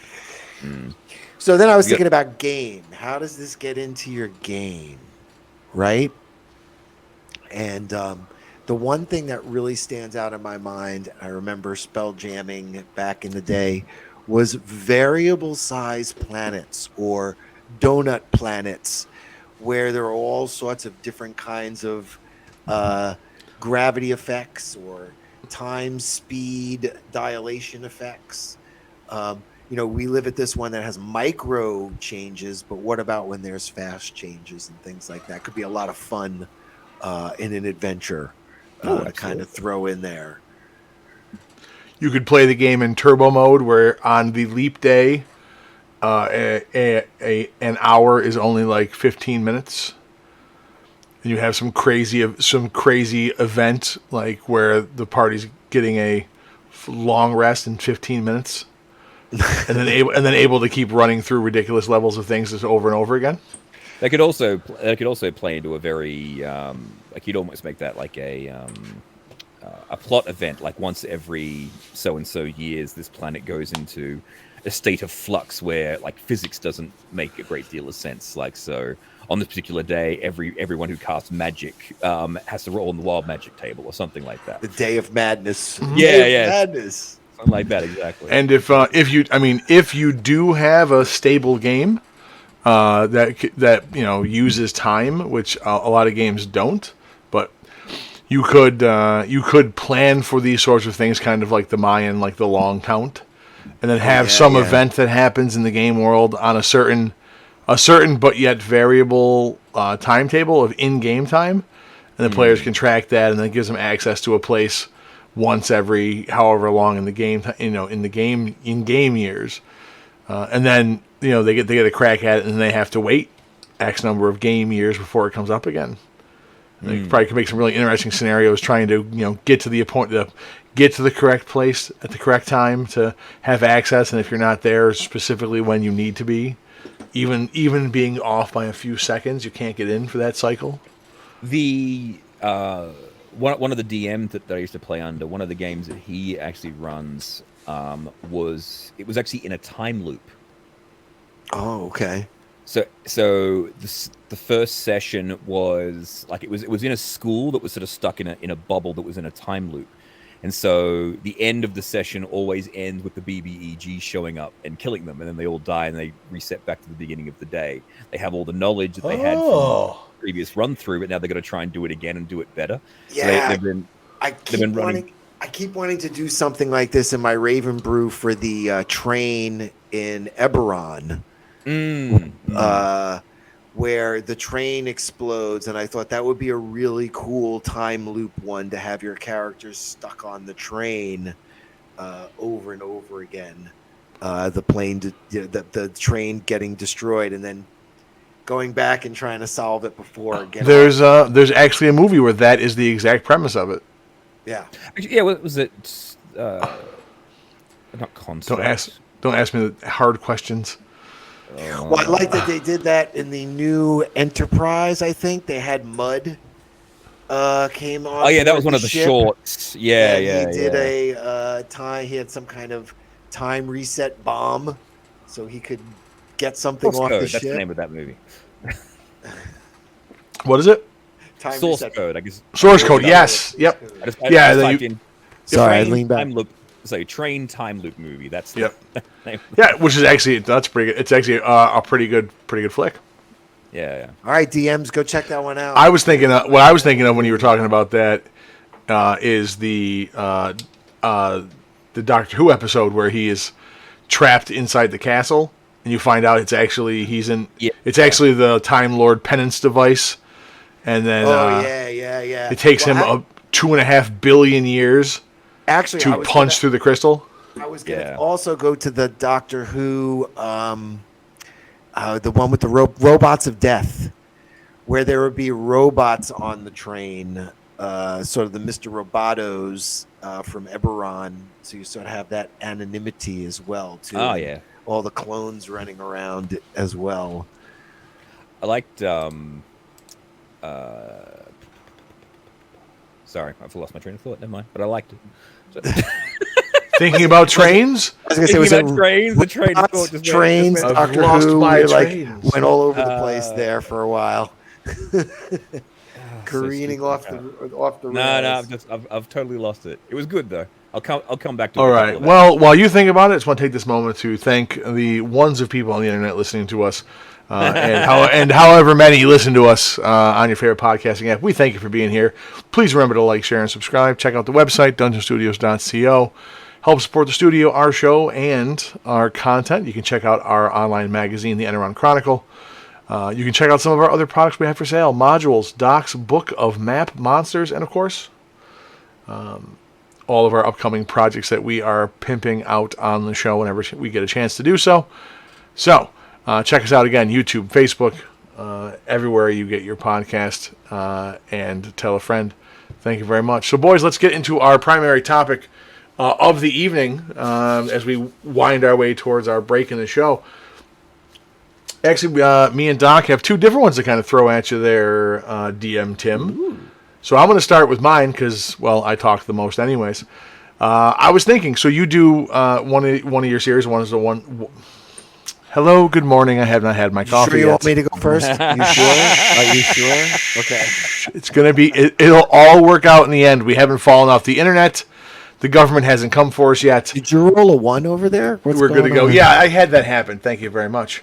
It occasionally gets a little fuzzy in my brain, but I don't mind it too much.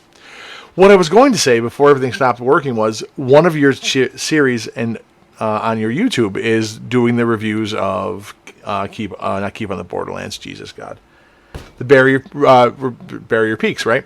An old school adventure, and it got me thinking about some of the differences between old school and new school games. And I haven't brought this up in a couple of times to talk to people. I wanted to get some of your thoughts. So, general question. You started in 5e, but you're looking at old school modules and whatnot. So, those, even though they may have updated the mechanics, they are obviously written for a different time, a different age of gaming. Mm-hmm. And I wanted to get your thoughts. Do you think that the old school style of game, those old school modules and the way things were constructed, is better or worse than what we're getting today with new materials? I wouldn't say that it's necessarily better or worse so much as it is different. That's what I've sort of discovered. A lot of the older modules, because what I've sort of discovered is the older versions of D&D weren't really designed for long-term games. They were basically like you made a character for this dungeon specifically, and then you didn't play that character in a different dungeon. So everyone was sort of like a one and done almost. So a lot of the modules are, for the most part, just big dungeon crawls. There isn't a great deal of plot behind them. It's basically go to this room, kill a monster, go to this room, kill a monster, get loot, go to this room, kill another monster. The plot sort of becomes the character's own interactions from interacting with the world. But the advantage I've actually found with it is that it gives you a good background or a backstory to add your own story into it. Like they work as a really good framework. If you want to sort of transpose your own little story into it, they work really well in that regard. Case in point, Barrier Peaks. When I ran through it, like the whole idea is that the one thing I absolutely love about the Barrier Peaks is the introduction to it. The Duchy of Jeff, run by Duke Jeff. Well, and that was the thing that name was used then in a lot of that stuff, that crossover stuff too. And it's funny. I was watching your review, and you keep calling it. What do you say? You say a campaign. I think you call it a campaign. And it's so funny because we would call that a module or an adventure. Yes. Yes. It's interesting that you put it that way, and it's true that they are more open to do what a DM wants to do with it. If you want to make the Mind Flayer the bad guy, the big bad, you can. If you want to make the robots and the computer the big bad, you can go that route. If you want to, I definitely see that in the old school a lot more. I wanted to ask you about the balance. You're like, oh, this monster and that monster. When they convert these things, do you see it's off balance? Do you see they tried to balance it? A little bit. Again, the trickiest part that I've found is the level difference, because like a module for 3rd edition that was for players, for X amount of players levels 8 to 12 doesn't necessarily translate to the same amount of players levels 8 to 12 in 5th edition. That's the real trick I found. When I ran Barrier Peaks, I was using the Goodman Games conversion, which was an absolutely phenomenal book. I cannot recommend it enough. Which has really good updates, and it sort of scales down a few of the encounters that might be. Is this the big fat one? Yeah, that's that really. I hate you. I hate you. And there is no electronic version, right? There is no electronic version. You've got to get damn. I can't have paper. So when I was using it, I had a big book stand that I had beside me that I used to flip through the different bits and pieces. But for the monsters, I actually took photographs of it at my phone and had the pictures up so I could scroll through the images if I needed a quick reference on my computer while I was playing it. But the whole the whole adventure is, it can get very deadly if you. I think it just makes a lot of sense. They're just as deadly as they always were if your players are stupid, because in Barrier Peaks you've got all those rooms filled with the veggie pygmies. Now, 1 or 2 veggie pygmies is no big issue, but there's like over 150 individual veggie pygmies on the ship, and if you literally kick the hornet's nest, you're going to get swarmed and you are going to die. Yeah, there is no way. I think too, it's being a tournament module too. Yes, exactly. Which were designed to be player meat grinders. Yeah, and you had said, the old school were kind of disjunted. You'd play this set or that set, and I know DMs in the time put them together, but you're absolutely you're spot on that observation. Absolutely. Because because I think it was, what was it? Tomb of Horrors was the same. It was a tournament module that was. It was the first one. Yeah, but that was actually, like, people like look at that one and go, it's unfair, you can't get through it. It's like, that's the point. The idea of the Tomb of Horrors was literally for the DM to, if you have players have a character who goes, this character will beat anything you throw at me, DM. The DM goes, oh, will it? Okay, then try this. When you have a player or a group of players that will get out of hand, you can just throw that at them. The shrine of, was it Tajo? I say it wrong all the time. Tiamotion, I think. Yeah, wasn't that also a tournament? That was also a tournament, wasn't it? Possibly, yeah. I don't know which ones specifically were and weren't out of the range, but I think those 3, definitely were. Because I know, because one thing I always found kind of weird in Barrier Peaks is, I think it's like on the 2nd level, like on the between decks, there's a section of the walls that when you reveal it, it spells out egg upside down. Yes. And I think that must have been something that was like specific to the event at the time. Like, what's the secret word or something like that? There might have been something to it, and that's sort of just been like lost to history. No one really knows what that's all about. It's an Easter egg. Easter egg. Oh, it's literally an Easter egg. Easter egg. That's I didn't even really consider that, but I always thought that might have been something that was thrown into the thrown in there. Yeah, just throw it in there, like it was something that happened at the event that it was. The conventions usually run on weekends, so who knows? Maybe the first time that debuted, it was played on Easter Sunday. Maybe. And you know what else? I also don't know if the term Easter egg was even used at that time. Maybe. I don't know. Well, so let me ask you.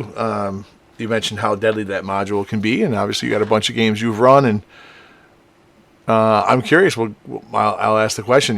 When it comes to your players, what's your philosophy? Do you strive to keep them alive, or fuck it, let them die? No. If they make a mistake, I'll let them die. I like to think of myself. I'm harsh but fair. So I won't just spring an unkillable monster on them. They'll always have a chance to get out of every situation, provided they don't act like idiots. Right. So, like, things will be hard, but if they're going to act stupid, then they're going to get killed. There was one, the same DM that I butted heads with. His philosophy was to keep players alive at all costs because he wanted to keep them towards the end, and that really annoyed me because I could see him pulling his punches. And it really annoyed me when that happened because I said, this person really should be dead. Like, I should have been dead so many times over in that campaign, but there were situations where he knew that if he attacked me with a certain attack, it would kill me, and so he deliberately chose a different option, and that intentionally. It always feels weird when they start to narrate some bizarre reason why the monster does to stop stabbing you. Yeah, well, I think what it was, like, he hit me with one particular attack that did like 5d8 damage, like an insane amount of damage. And the next round, because I was on like maybe 3 or 4 hit points, he hit me with an attack that did 2d4 damage. I was like, why? You have this other attack. Why did you use the more powerful attack? And it's when you can see that always, I think, annoys me. And my philosophy is that you should be able to lose because it's a game. If you know the DM is going to let you win or going to pull the punches, then there's no challenge, there's no risk, there's no risk, there's no reward. You can't feel satisfied about coming out on top because you know the DM's going to let you come out on top. Yeah, and how do you build tension and drama in storytelling when you know you're not going to die? That's my gripe about any movie or TV episode where you start at the end knowing someone can't die, like flashbacks, time travel. Like, well, I know they're not going to kill you. There's zero chance you're going to die, so it's hard to feel that drama along the way when they do that kind of stuff, especially if it's poorly done. Especially. Yes. I wanted to know. We're talking about old school versus new school, and you're doing all this S3 now. When I've ref that or DM that, I had like magic user, thief, fighter. How does it work with 5e when somebody comes in with a multi-classed character, or do you play it? You're talking about I like the meat grinder. I don't mind if they die or if they're done. Do you like people go crazy? Yeah, I'm an anything goes kind of DM. If it's legal, I'll let you have it. If it's homebrew, let me look at it. If I think it'll work. If everything is too overpowered, I'll tweak it. Because the other thing is, like, if they're going to make overpowered builds, that gives me as a DM my opportunity to go ham on them. Right. Lets me, like, if they're going to cut loose, then I get to cut loose as well. I agree with that philosophy 100%. Yeah, yes. In that, because in the what was it, in the Spelljammer run through, we started off with 4 players. We ended up with 3 because one of them dropped out. But we actually had Paladin, Rogue, Wizard, Artificer. So it was actually a pretty good stretch across the group. But the Artificer took the Armorer build, and so we had a shield and then he got the power armor, so we had the +3 plate. So I think with the shield spell and his +3 shield and everything else, I think he could tap out at like AC 29. I was about to say he's got to be almost at 30 at that point. Yeah. So it was like there was no touching him unless it was a critical hit. It was absolutely insane. That's why they created saving throws. Yeah, but then there was also, what was it? The Rogue. She took Dungeon Delver, Observance, and something else. So she had like a passive perception of 23.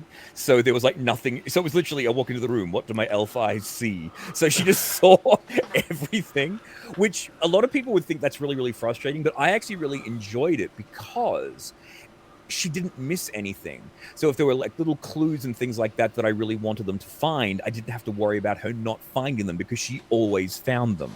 Now, it meant that traps were not always going to spring at her, but that was fine because that would just meant that someone would just surprise them around a corner or something like that, or it was just positioned slightly out of sight so she couldn't observe that it was there.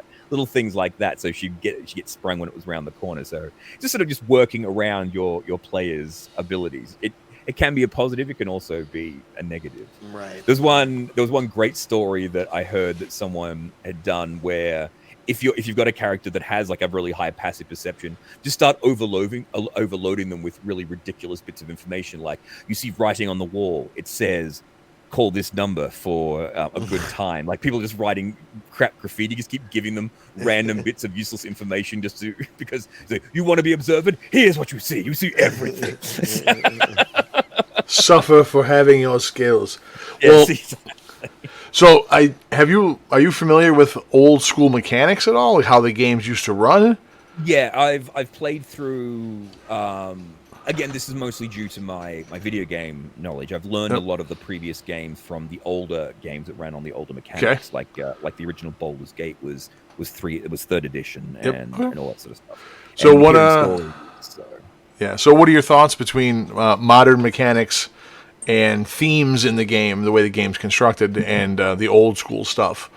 Do you? I think they both.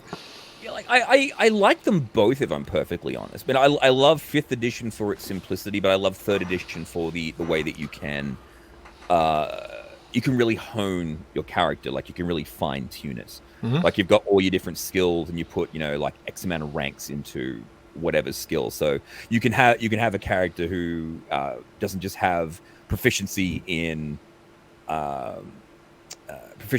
persuasion checks. They're like very good at specifically haggling and things like that. Yeah. I actually I really like those little tweaks that you can do.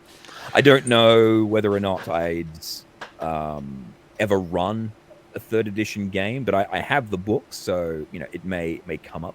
But again, it's just finding the people out there that are interested in playing those sort of things, and because 5th edition is the game as it is at the moment, that's just what It's hard to do. It's so funny we're talking about old school, new school, and you're talking about Empire Strikes Back, and we're talking about S3. See, I grew up in old school where the DM had all power and you were going to die. We were lucky enough that a bunch of us were different DMs, and I was lucky enough to claim the S's as my modules. I was also living in a world of anti-paladins and assassins. Anti-paladins, they were cool. I like them. Yeah, so, and I was like done and was not anywhere in the class of all these guys killing each other and being evil. So I was DMing S3, and my thief went in there and got some power armor and became Boba Fett. And God, I finally had an assassin that could do something. So that's a DM confession, old school versus new school. But here's the only way to get above, the DM. They're gonna make you die, man. They're gonna make you die. Yeah. Well, that's I was explaining. So I was talking to someone the other night, and they're they're a baby, a wee lad of 20 something. They don't know anything, and I said, I go, hey, I was thinking about old school versus new school kind of stuff. I have this conversation all the time, and I asked him, I go, you have any thoughts on it? Are you familiar with this? You ever seen any of the arguments? He goes, well, yeah. He goes, actually, let me ask you a question. I hear this all the time. People fighting about THAC0. I don't know what that is. And I'm like, son of a bitch, you're a child. You don't know what that is? I go, well, let me explain it to you. And I'm like, it's this hodgepodge of disconnected and disjointed rules that they had gleaned from wargaming and had moved on and kind of forced them into the RPG. I go, that's why if you look at original D&D first edition and second edition, it has a bunch of these systems that don't mix. So the example is like you have THAC0, which is a totally different mechanical system than saving throws, right? And there's good or bad. Like I like the idea that different classes get are better at hitting things and whatnot. But we probably should explain what THAC0 means. Sorry. Yes, THAC0. Yes. Yes. It means to hit AC 0, because back in the day, your AC was negative. The higher your AC, the lower the number was. Well, it started at 10, and then they wanted to have the big enough range, so it went to negative 10. Yes. Right. And right. you and expand the range. Yeah, I guess so I make the comment all the time that THAC0 is it's the one old school mechanic that I'm just not a fan of. Well, there's a couple I'm not a fan of. That's one of them.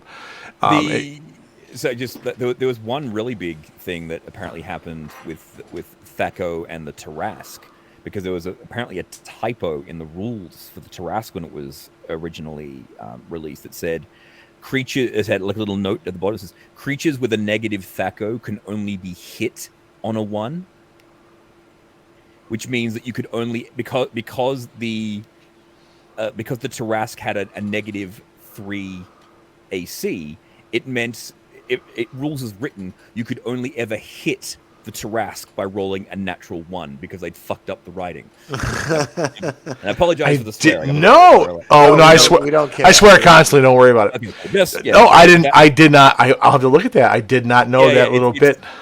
In the original rules for the Tarrasque, it says creatures with a minus THAC0 can only be hit on a 1. And there was apparently a big thing, because people had written into Dragon magazine to ask, what is this? What is this actually a typo? What rule is this? And they didn't clarify it. They didn't. They just left it alone. I was gonna say they've been doing stuff like that for years and Yep. years. And But yeah, so the THACO thing, right? So every class gets it progress. Instead of having a flat bonus, there's a scale. So fighters are 1 every level, thieves are 2, or clerics are 2 every 3 levels, where it drops, and then you have to do like 3 or 4 steps of math. So I refer to it as it's the common core of game mechanics, because a simple concept, target number, bonuses to your dice roll, is instead got 37 steps where you got to pull out your paper and pencil and show your work to figure it out. And inevitably, what happened in every group I was ever a part of is everyone just figured out that, if my THAC was a 15, then technically I just have +5 to my roll, right? I'm like, yeah, I guess. Well, I'll just add that to my roll. We'll just figure out the modifier. So we pre-did all the math. But I have a friend who he swears that 2nd edition is the best edition ever, and that THACO is a great rule. There's no problem with it. And even though I explained to him that what you do yourself, what you do personally yourself, is figure out what your bonus to your roll is by taking away THACO. You do all the math ahead of time to get it to hit a bonus to hit on your roll. You're doing what 5th edition does. No, their thing is stupid. It sucks. It's terrible. You're doing the same fucking thing. You're doing the thing. But no. But I was explaining to this youngin though about it's not just that though. Like thieves have thief skills in the older editions that are percentile dice that you had to roll under the number you had. Hide in shadows, climb walls. It's a completely different mechanical system. Just because, and then saving throws were different and all this kind of stuff. And that's what made play characters unique. Then was their different mechanics they had for the different. Now they just made everybody the same. They're much too similar. Yeah. I had bored people with the math in this for a little while. I won't do it again, but.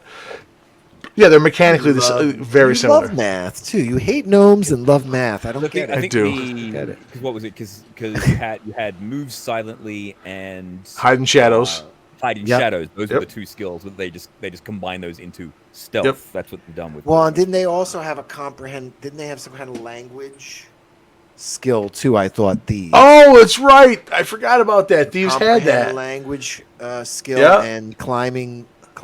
Well, they had to have that because that's how thieves were able to read magical scrolls. Right, because they could read magic. There was also, what was it? Just back on languages, there was also the alignment language, which was a really bizarre rule. That's old. Yeah, that's old. Yep, thieves can't. Thieves can't. Thieves can't. Yeah. Druids had their own thing. So. Yeah. All right, Doc. That still exists, but it just doesn't really come up. No, but that's it's an interesting throwback. So, Doc, you got another question to round out this topic, or you want me to throw out mine? Well, I was just going to say, is there another old school besides S3 that's your go-to that you say I like that one too? The one I've been planning on running, I kind of ran it as the background of my first ever campaign, and I really want to run it again as a more seriously, is the Apocalypse Stone. I don't think I know this one. The Apocalypse Stone was a book that was, I think it was like the last ever module that was released for 2nd edition, so AD&D. And the premise of the campaign is literally to destroy your campaign world and to get your players to kick off the apocalypse and then realize that they've made a mistake, try and fix it, and just not be able to do it. And it's a module that's designed to kill your players and to destroy your world. The first major encounter that you have to go through in this campaign is an island with a castle on it, which houses this particular stone. In order to get to it, you have to deal with 3 ancient dragons that patrol the island, while within the castle, you must deal with 3 beholders, 6 nightmares, 10 ogres, a bunch of spider creatures, a greater Medusa, a level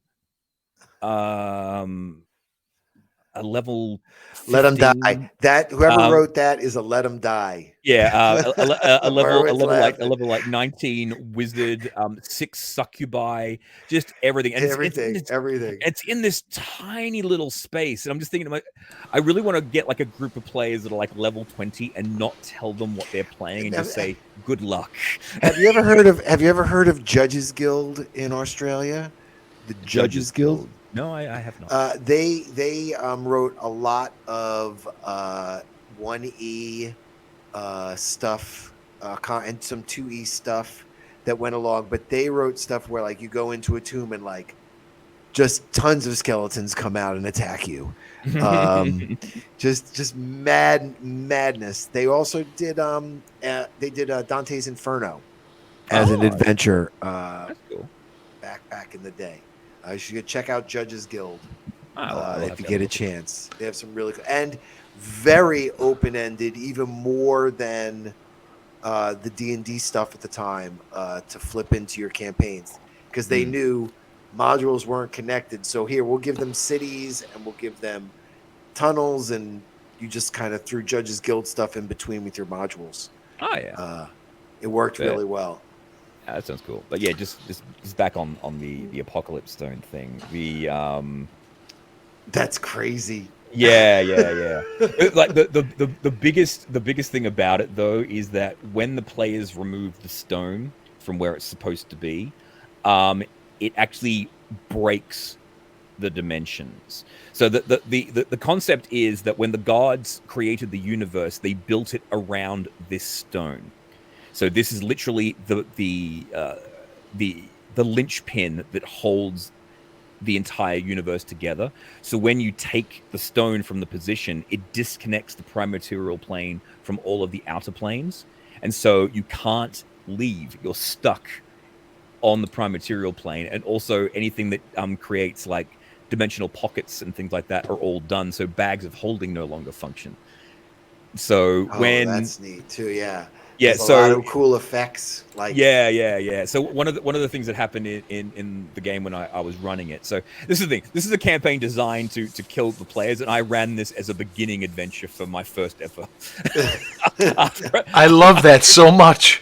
After I ran Curse of Strahd, I put them into this thing, and I also added in partway through it. They ended up going through the expedition of the Barrier Peaks. They found the spaceship, so I threw all this crap together. Hence the name D&D Blender. I just blend crap together, just put it all in, hit the button, it works. It all makes sense now. All right, Merwin, you had an old school question. Well, no, here's the thing. So actually, Tim's already answered this throughout the first two, this first chunk of the show, because from your homebrew, from your campaigns, I can tell that you have a lot of interconnected story with backstory and plots and things, and that's wonderful. And it feels a lot more like your game is focused around plot versus just letting your players random around a bit. Yeah, so it's a little bit of both. Like I try and just like nudge them ever so right. gently in the right direction. Yes, but occasionally it also helps when you have a player that gets that and will sort of nudge the players along with. It's never a good thing when you have a player that is adversarial, like it thinks of you as the bad guy and has to beat you. I had a player in my group that was like that, and I had to get rid of him because it just wasn't working. Yeah. Well, it's funny. And that's where inspiration works, guys. It's funny that you mention having adversarial people, because I have a little story about my first time ever. I'd like to share it with everybody before we go to our break. So thanks for listening. If you've gotten to this point, like, share, and subscribe. But let me tell you a story about my first time. So I was young, and I saw some pretty pictures, and, well, I fell in love with that girl right then and there. I had seen a kid in middle school crack open the AD&D book, the white wizard on the blue background, and I was hooked immediately in that, and I could not get enough of asking questions and bothering this person about it. and then found out that he knew how to play. He had the books. He knew what was going on, and I borrowed the book from him in class one day, and I'm going through it. And I wanted to play. And he goes, you can't, I mean, you don't even know how to play. I go, I know, but I want to learn. I want to know. He goes, well, what are you going to make for a character? I'll make a wizard. I love magic. I like wizards. I'll be a wizard. He goes, fine. What's your name? I hadn't gotten that far. Who would have thought that years later I'm actually, I'm good at this. But then I couldn't think of anything. And he goes, fine, I'll give you a name. Your character's name shall be Snowguard Snungeons. And I'm like, that's cool, great. And I'm like, didn't realize until years later it was Dungeons and Dragons backwards. But that's fine. And I go, okay. I go, we're going to play now? He goes, yeah, fine, we'll play during lunch. I go, okay. Oh, I'm so excited. I had my little paper. I sat down, and he had dice in his bag. And he goes, okay, your character, you begin in hell. Okay.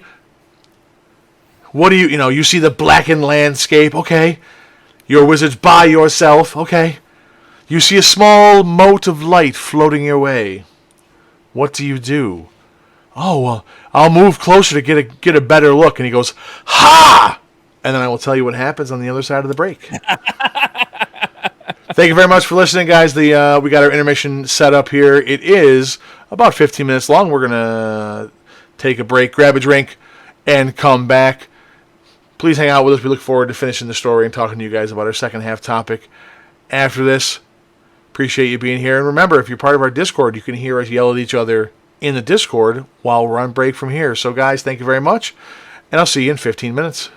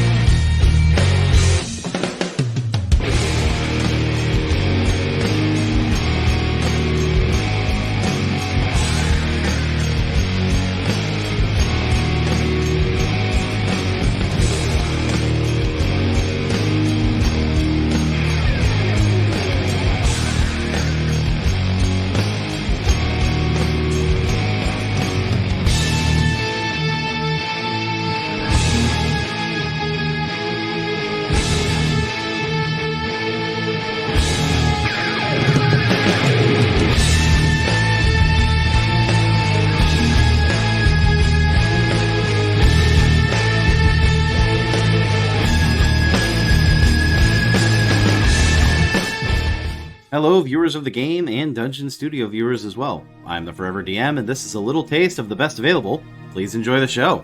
When we last left our band of intrepid adventurers, they had managed to find a patron who was willing to sponsor them for the upcoming competition. I am Zacharias. You are adventurers. I have a task inside of Undermountain. There is a object. The group needed to make a name for themselves, though, or they would never be accepted, even with a sponsor. Fortunately, Zacharias had an answer for that too. Their first task is to investigate the site of a meteorite impact to see if anything of interest fell and if anyone of interest had yet laid claim to the site. The party, eager to begin their questing career in earnest, wasted no time in traveling to the site of the impact. But what they discovered there, nobody could have anticipated. They tangled with some wildlife that seemed unusually sized, but dispatched it with little issue. However, the crater harbored much more than natural inhabitants. A soft and chortling gurgle comes from the bushes. See that one of the leaves stretches out, and a small hand takes hold of the grass and dirt and begins to pull itself out of the underbrush. Fucking goblin! The creature that emerges from the underbrush is one that any seasoned adventurer would know from a mile away. It is most definitely a goblin. However, fucking kill that motherfucker! However, the creature crawls, and it is when two long tendrils slither off of its back and pull it forward that you recognize there is something very wrong. The creature's legs have been fused together, and its arms meld into its torso. twisting at the wrist in order to pull itself inch by inch across the ground. Its skull is split vertically from forehead to chin and much more widely across the mouth. And as the cold black eyes of the goblin look up at Bethaniel, you can see a plea for release in them. Though horrified by the unenviable and inhumane fate of the goblin, the party resolves to put down the poor creature as peacefully as possible. Before they're able to complete this task, however, it's revealed that whatever disturbance had warped this poor soul is not limited to organic material alone, as a line of mutated fence posts rise from the ground and begin to lash out against them. Despite this onslaught, the party prevails and continues to investigate the strange happenings around the site of the meteor. As your allies search the campsite, you hear a soft whispering in the distance. It's difficult to pick out any specific voice or tone, but there is definitely a babbling. It's coming from the pit. The rope, the yellow, thick, woven hemp that leads down inside, is swaying slightly. Something's climbing up here. Something's climbing here. Get ready. Angie was right. Something was climbing. An aberration beyond human comprehension. A pulsing mass of mouths and eyes, with groaning voices screaming in agony for release. Though this was far beyond what any beginning adventurer could reasonably expect to face in an early quest, there was no turning back now. So they steeled themselves and prepared for battle. I want to ease another torch down, hopefully illuminating it long enough for Ara to be able to cast a spell. The torch falls and hits the creature, illuminating it long enough for Ara to fire off a spell. The sacred pillar will illuminate the creature for a moment, and there is a chorus of male voices wailing in pain as the radiant energy tears through their body. The creature continues to slide up the side of the wall and moves another 20 feet. Its body flowing upwards like a unending tide of flesh. The creature slithers another 10 feet upwards, its body contorting and turning to almost a spheroid shape before a larger mouth extends from it and disgorges a large glob of chemical. It flies upwards to the edge of the pit, cascading past Angie, and then detonating in a blazing flare of light. Oh god. Ara, you're able to bring your hand up just enough time to cover your eyes. Unfortunately, Angie staggers back from the edge of the pit, blinded completely and unable to see anything as the creature closes in on her. Might as well stagger back a little bit further. For a second, you're not sure what it was that you stepped in, and then you remember the two bodies that were next to the pit. Your foot descends into one of the sacks that were once men, and you slide along the ground for a moment, but thankfully you're able to catch your feet, and you don't pitch down face first into the muck. Ew! Natalia, you are close enough that the incoherent babbling and moaning and whimpering and crying has started to seep into your mind. You can hear an otherworldly alien hiss. Natalia grasps at her ears and howls, shrieking. Driven mad by the voices, she slams her crossbow into Angela. Roll a no. melee attack roll. With advantage, because Angela's blinded. Angela, you feel Natalia nudging you with the crossbow, or grasping a hold of you, but then she smacks it hard against your back. The armor absorbs the blow, but she's screeching something shrill at you about stopping the voices. The creature finally slithers its way over the edge of the pit. Angela, you are able to see again, just long enough for the creature to hunker, gorge, and eject another bile burst in your direction. A blazing blast of light engulfs Natalia and Angela side by side. Natalia's trying to bludgeon you with her crossbow, the creature's closing in on you, and you're blinded again. With several wailing roars, the gibbering beast's many mouths crash down on Angela. and though its weight pushes down on her like a tide of flesh, and she can hear the cracking of her shield as chunks are torn from it, she forces the creature's bulk back. Again, the whispering voices muddle her thoughts, but shaking her head free, Angela whips her blade forward, carving into the beast with a cry and severing a chunk of it. One of its twisted faces drops free, dissolving along with the grass next to her metal boot. Gritting her teeth, a wounded Natalia feels her mind giving over to the madness, but fights through it. Digging deep, the young woman grasps her long sword with both hands and raises it up high, driving it down through one of the many yawning maws and plunging it deep.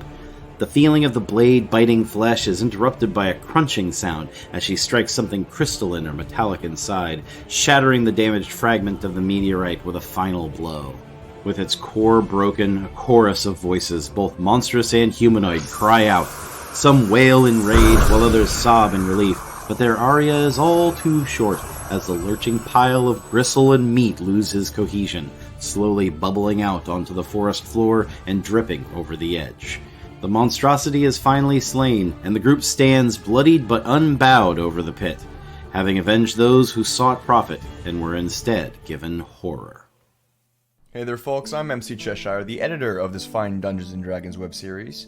What you just watched was a last time on Dragon Ball Z-esque summarization of episodes 1, 2, and 3 of The Best Available. As of recording, we have also published episode 4, which is the final episode of our first true adventure. So if you like what you see, feel free to head over onto our channel, start from episode 1, or just go straight to episode 4, because you've got most of the information that you need to understand what happens from there. Episode 5 is already mid-production, so please look forward to that. As well as making these episodes, I also have a habit of making fun little memes and short videos out of the videos as I edit them. It's just something I do, but I think it's enjoyable, so be sure to check those out too. Thanks for your time.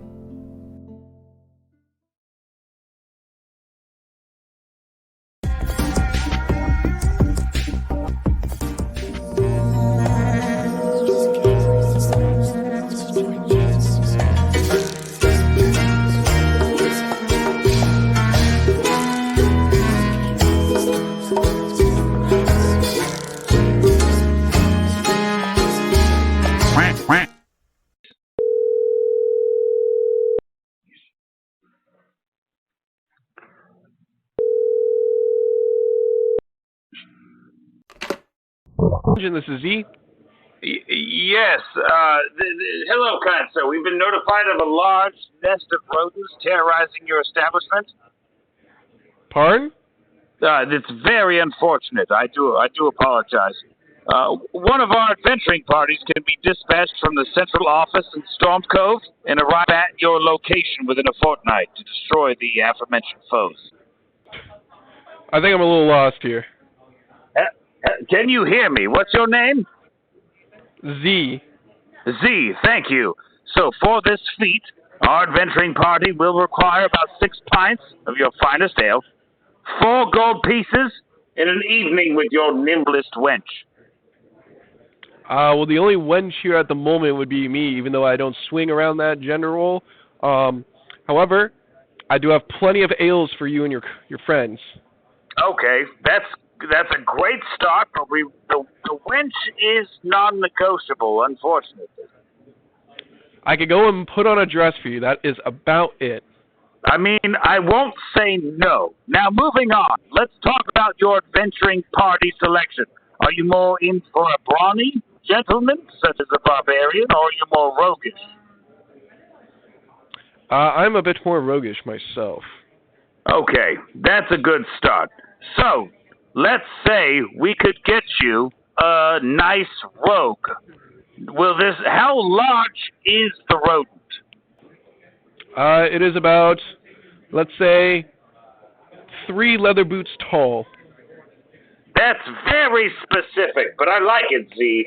Let's say 3 leather boots tall. Now, I would say, unfortunately, you would have to apply for our advanced adventuring party, with 2 additional members, one being up to, depending on whether or not you have the gold, an additional warlock who's made a pact with Satan. So Dave was messaging. I was like, all right. Hello, Z. That's why I was like, okay, but keep.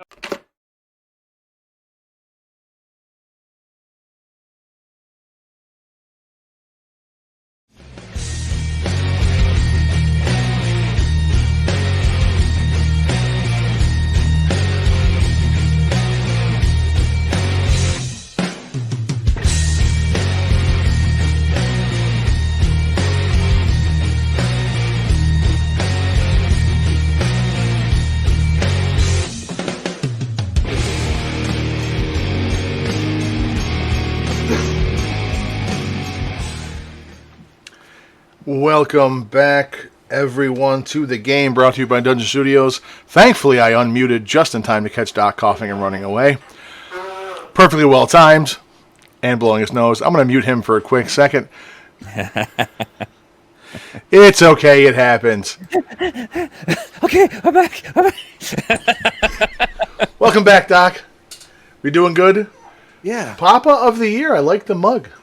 I got, you guys can't see us yet, but eventually we're going to have cameras someday. I have my D&D tumbler of knowledge. See D&D knowledge? Ooh, yeah. Ooh, it's also on the front side, we have the D&D alphabet. For all the monsters. Tim has the D&D blender with the Borg light. That's all that matters, man. Whatever. It's not a competition. But let's get back. Welcome back. Thanks for hanging out with us through the break. Let's get back to my story. So, young, wide-eyed, eager, my wizard finds himself in hell staring down a strange, glowing orb. I tell the DM that I'm going to inspect it more closely. And at that point he goes, "Ha! It explodes into a fireball! You're dead! I told you didn't know how to play this game." I'm like, "I'm dead? I did it wrong? You didn't even have the right spell for that." I'm like, "I didn't? I had magic missile. That's not the right spell?" "No! You're dead. That's the game." I'm like, "Oh, can we play again?" He goes, "You're just going to die again." I go, "That's fine. I want to play again. I got this one figured out." So I make a second wizard with the same name. I'm back in the same plane of hell. This time, there's no puff of light. A demon appears. I go, "I know what to do now. I magic missile the demon." To which I quickly found myself cleft in twain by an obsidian sword. He goes, "You died a second time. You're terrible at this game. What do you want?" So I told you, you don't know what you're doing. I'm like, "I know. Can we play again?" And just cue the montage of horrific, embarrassing ways of being killed by everything because I didn't know what I was doing. It was then that I realized that I was into BDSM. At least as far as Dungeons and Dragons is concerned, as far as you all know. But I like to suffer. And apparently that's where it started. Oh, there you go. Yes. So through the tender ministrations of this monster DM, I developed into my own monster. Because like they say, hurt people.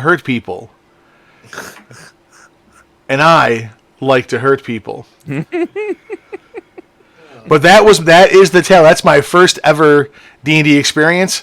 It didn't matter what he said or how he did it. Just the fact that I got to play, and I was off to the races at that point. And it's been I'll be 46 this year because I'm old. It has been a 33-year journey for me to get to this point. And admittedly, I'm not as evil as I used to be. I mellowed in my old age. I like to teach people things. But as somebody had brought up in a prior show, and Doc and I, we need to do this as a topic, is really getting a grip on defining the various generations of DMs based on when you were born and when you started. I think it would be wonderful. But that's my story, folks. Thanks for sticking through us with the break. Welcome to anybody new who's hopped in the channel, and all of you who are downloading and listening on your drive to work or when other downtime through your favorite podcasting app. Please give us a like, give us a share, tell your friends. Thank you for being here. And someday... Yeah, a few people have mentioned to me that they listen to us while they're doing like long road trips or commuting to work and stuff. So to those folks that are listening to us after, thank you as well. 100%. Actually, a lot of podcasts do that. I think probably one of the best taglines I've ever heard for any podcast is podcast when you're doing something else with your hands. That's good. I like that. Well, certainly not everything else with your hands. Some things I don't think I can assure you there are some things I do with my hands that I will not be listening to the game while I do. But even if I speak like this. Well, maybe this part of this episode, so so it's great now. So now we have to get Mercury on here so that she can tell us about her experience playing in your game. Yes. And you can then come back on afterwards and tell us about your experience with her as a player, and you guys can keep just informing on each other back and forth. It'll be epic. Yeah. No, I think she's actually going to fit in with the group really well because the one player Telly, as I was saying, she is very excitable. Like she loves this her OG character that she's created, which is basically her self-insert called Telly-Patia. Mm-hmm. And this character is a rogue arcane trickster who is extremely loud wherever she goes. Love it. Doesn't like she wants to be really stealthy, but she just keeps on shouting. Like she joined with the Icewind Dale campaign. That's how I first met her, and the first encounter that we had with her was in a cave filled with gnolls, and we found a box that had like just a few silver pieces, and she sees it and she shouts out, "Mine!" And I said, "Yes." And I'm guessing that's just going to echo throughout the cave. Mine. And the DM picked up on that, and so then we were facing the entire cave because she shouted out "mine." That's great. Did I? If I haven't told this story, I'll save it. I'll use it for story time next week. Doc, have I told a story about the dumbest thing I've ever had happen in a Shadowrun game? I don't think I remember that. Okay. All right. I will remind me. I will save that, and that'll be story time next week. Yeah, I don't think so. Yeah. Because it's very similar to what you just described, Tim.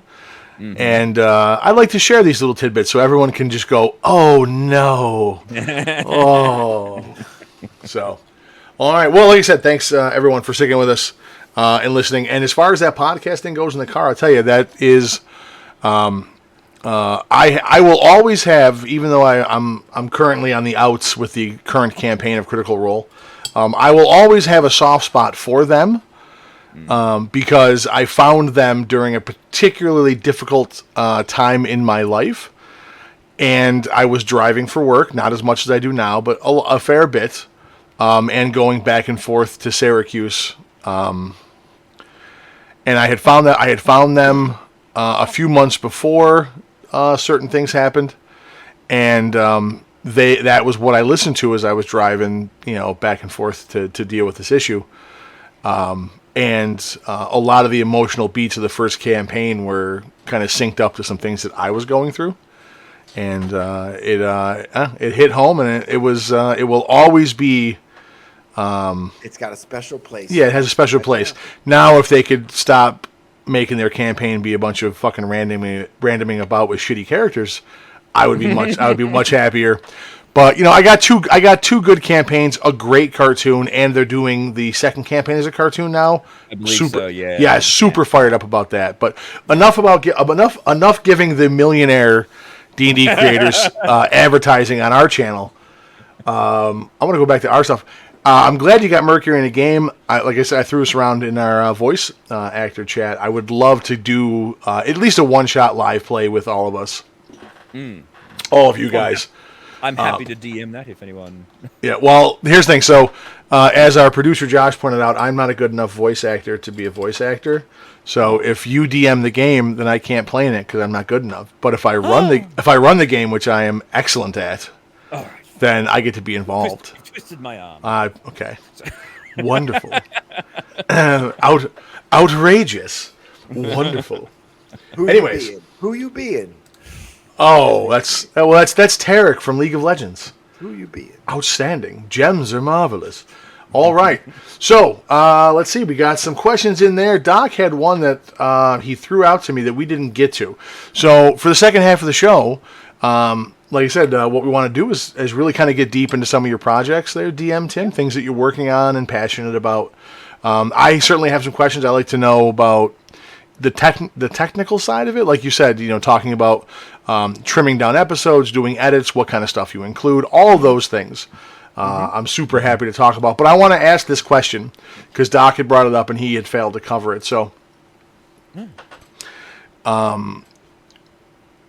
do you like the barrier? So is your thing with the Barrier Peaks that blending of science fiction and fantasy? Is that or is it just something you have fond memories of? And what are your thoughts about that kind of genre matching? Like Spelljammer is a genre mashup. Obviously, Star Wars, which everyone loves or should. Except for new Star Wars. To hell with you, Disney. Fucking hate Disney. But Mandalorian's like. Yes. It's well. I don't want to derail the conversation by bitching about Disney, because I can do that for hours. But I won't bore you with that. But no. Star Wars was for a lot of people their intro into nerddom, and that is very much it's science fantasy because you have space wizards and fucking lightsabers, which I always tell people, if you told me the next Star Wars movie was going to be 6 hours of just starship battles and lightsaber fights, I would go without a second thought. I don't need any dialogue. I don't need any story. I will watch those two things intermittently the entire time. The amount of time that I have watched the ending sequence of A Phantom Menace is I can't count that high, which I'm not that smart, so it's probably not that big of a number. But I'm the same with the space battle sequence from Jedi. I absolutely love the second Death Star. You know what's another really good one that I find myself watching a lot is the Rebel Assault on Scarif from Rogue One. Yeah. That's an excellent one. You know what really bothers me though with all of those? What? I want to see one fight. Well, they keep jumping between the two. I don't want to keep going back and forth and seeing Jar Jar. And I kind of feel that kind of happened too, even with Lord of the Rings, being written as like separate things that happened, but then they still wrote it fanned over each other for a short attention span. Sorry. Since Doc's got to bring up movie stuff, now we're going to talk about movie stuff because now I gotta get in on this. So are you telling me that you don't like the Battle of Amon Hen because they cut back and forth between the Hobbits and Aragorn and Boromir? Like that you don't like that you didn't like how that was done? No, I'm gonna say I do. No, don't get me wrong. Everything was done really well. What I see. Don't pacify me. No. This is not. I'm not trying to pacify you because I said this. What they should have is you should be able to follow the story the way you want.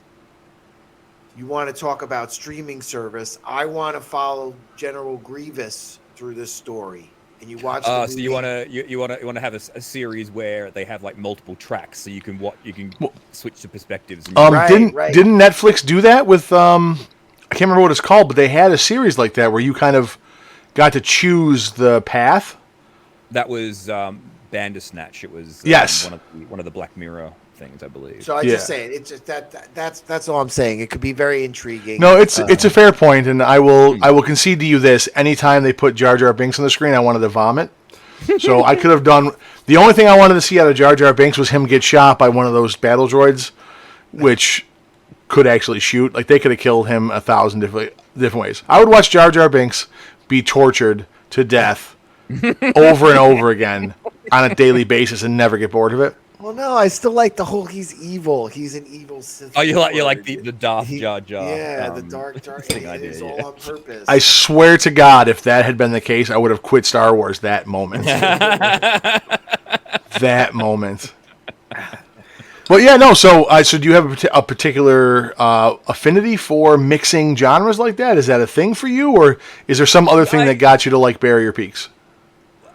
I came into D&D from Warhammer 40k, which is very much very similar. It's sci-fi mixed with fantasy. Yeah, the techno priest and the god emperor and everything. Exactly, and that sort of stuff. And so when I stumbled upon Expedition to the Barrier Peaks, this thing was like, ooh, yes, please, more of that. And I started looking into it. I just fell in love with it. Just the fact that you can have a laser pistol in a D&D game, to me was just like one of the coolest things ever. But also, it it sort of tickled another memory again, going back to talking about to Noah Antwell, Spoonie, because he did a series of reviews on the Ultima series. Have you guys familiar with that? Like Ultima Online, that series? That was the where it ended up going, but the Right. original Ultima series of games. Yep. In the original series of Ultima, when was in order to get to the final boss in that game, you had to go to a blacksmith who you gave him a whole lot of gold, and he gave you a space shuttle.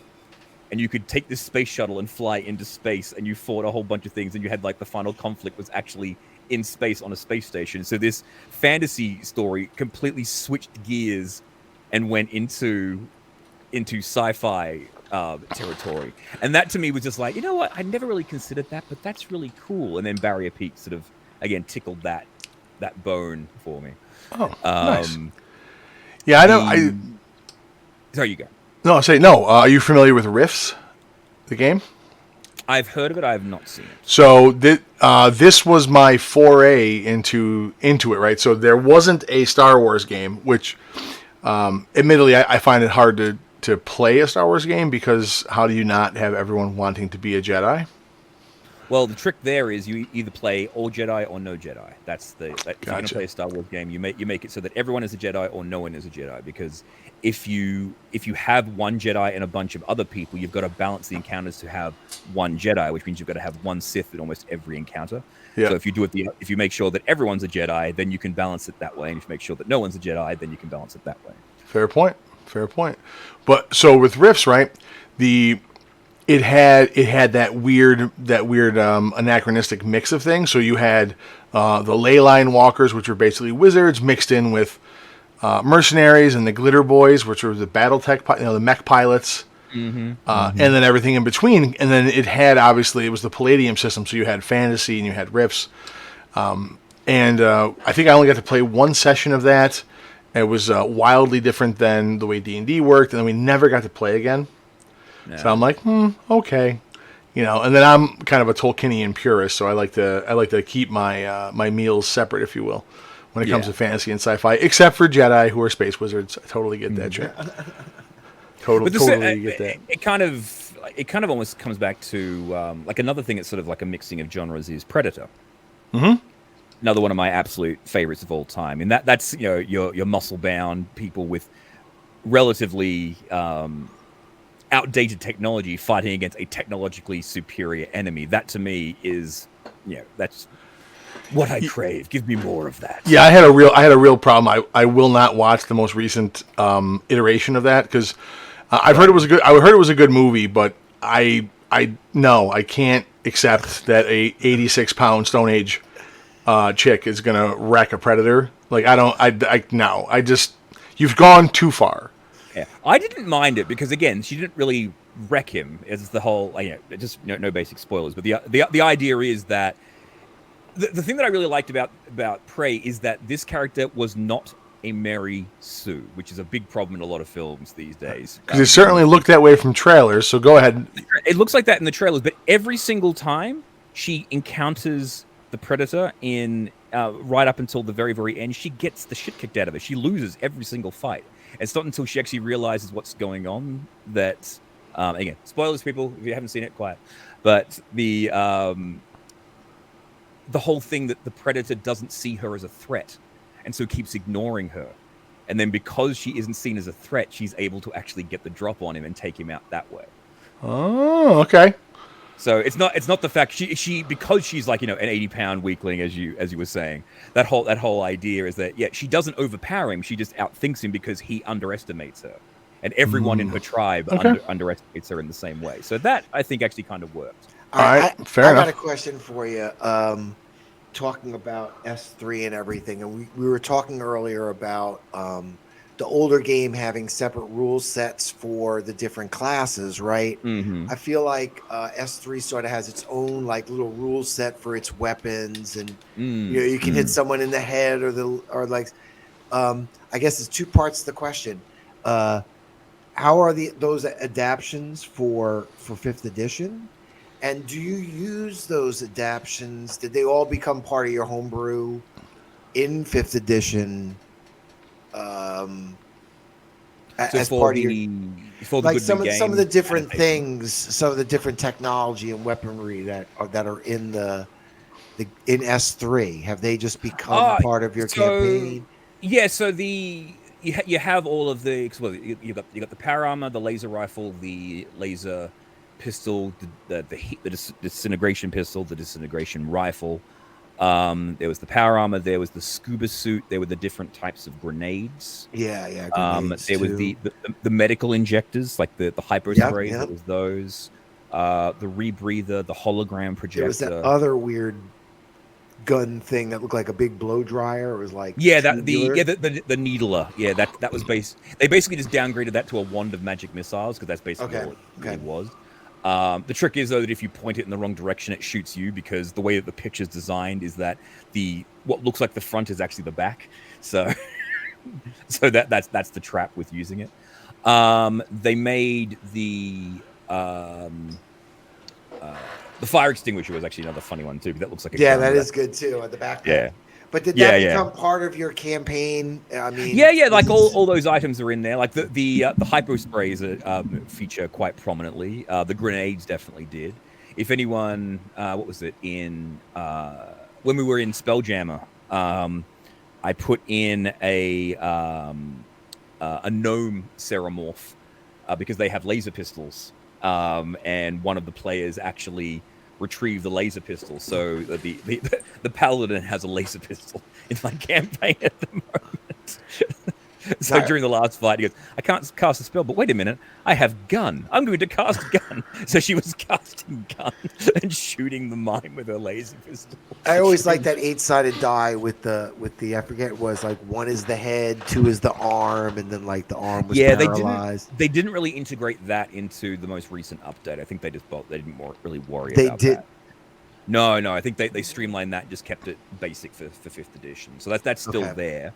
Also, because I remember there was this whole massive table for working out the technology. So there was a thing you had to pass an intelligence check, and then there was like a flow chart. If you succeeded on this one, then you went to this point here, and then if you succeeded there, and sometimes if you were trying to use it, you would backfire, it would cause you damage, or it would use up a certain amount of its charges, or you would break it irreparably. So that they've sort of gotten rid of and just made it. You just got to make a series of skill checks now, right? A series of skill checks, but also if you fail by a certain amount, then you roll on a table, and that causes different random effects and things like that. So I like that. I like that mechanic of failing by a certain amount causing different effects. Yeah.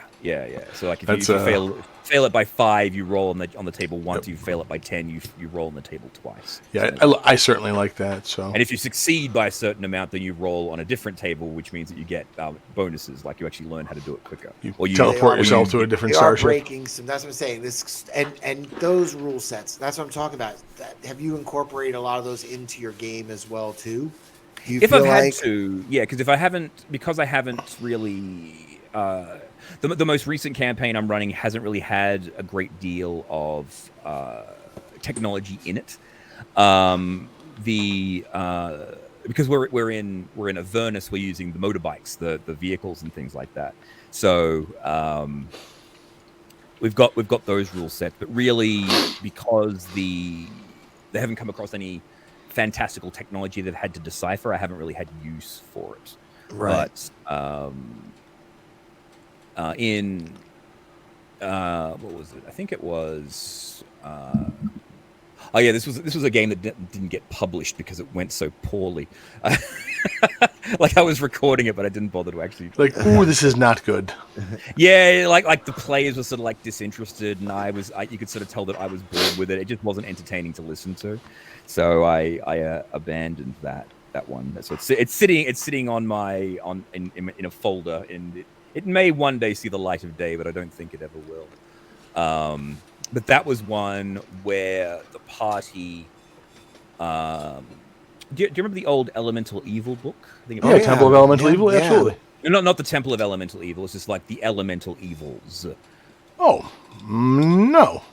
Okay, so this is a book that has like really powerful evil things, and one of the things in there that again just I fell in love with was Atropos, the world-born dead.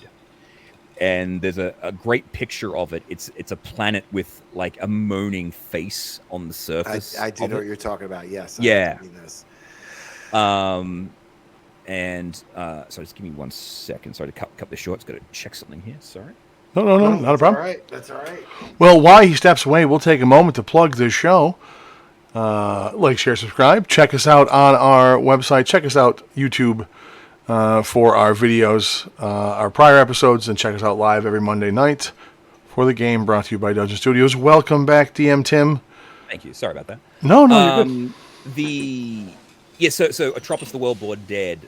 The backstory behind that is that this creature is apparently a remnant of whatever first created the gods. So what happened was that it was like the first thing to exist, but it was lonely, and so it broke off bits of itself to make the gods, and then all that was left was like a small stillborn creature afterwards. And then its head somehow got detached and began floating through space, hungry for what it had given up, because it has no memory of who it once was. And so over time, this head has collected dust, and civilizations have crashed into it, and meteors and things, and so it's become a planetoid. So on the surface of Atropos, there are the remnants of countless civilizations that it has collected over time. So basically, it's like the moon from Majora's Mask. It shows up in your system, and it just comes towards your world, and it's just absorbed. It just absorbs all the life from your planet, and then it crashes through your world, and then moves on to the next one. And so in my first campaign, Atropos showed up as well, because again, I love that. And the party managed to defeat the aspect of Atropos on the surface of Atropos. So there's like a headless body that wanders the surface of Atropos, which is like the aspect of it. And if you can disrupt that aspect, it will cause the planet to retreat until it can regenerate. So the party managed to do that, but unfortunately they did what needed to be done in the wrong order. And so what happened was that the planetoid got stuck within the shield. That was Players are always doing that stuff in the wrong order. The planetoid got stuck within the shield that surrounded the system to keep Atropos out. And so it smashed upon this crystal sphere, again from Spelljammer. It smashed upon the crystal sphere that protected the world. And so I said that 500 years later, Atropos had reformed and was coming back. And so we sent a group of people off to Atropos to deal with it, and things did not go well. But on the surface of Atropos, there was like a whole area that there was like a whole bunch of crashed spaceships and things like that. So they had to go through the different technologies and things like that while they were there. So long story coming round to a point. Yes. I like it. That's okay. That's okay. We always get to this point. Hey, no, that's so. That's the whole point. That's the whole point of the conversation. So let me ask you, with the games that you stream, did you, are these players that you know and they were around? Did you go out and recruit people? Is it just a collection of randoms? How do you pick that? This is sort of like my A team, as you would call it. So these were players that I've played with in other games, and like the ones that I really wanted to have into it. So you have my Friday night games. It's two of the players from my Barrier Peaks run through. My partner is in there as well, and another player from the failed B team game. It was actually called the B team, as in BEE. Okay. Because they got that name because the first mission they did was about a bunch of bees that were taking over a town, so they called themselves the B team. So, Fair enough. Yeah, so they came into that. But a lot of it is it was also just making sure that I had the people for the time as well, because again, scheduling conflicts are always the biggest issues. So. Yeah, I was going to say, when you get a group and you're streaming and you want to keep the story moving, that's what I was going to ask. Do you skip Do you put in a sub? Do you?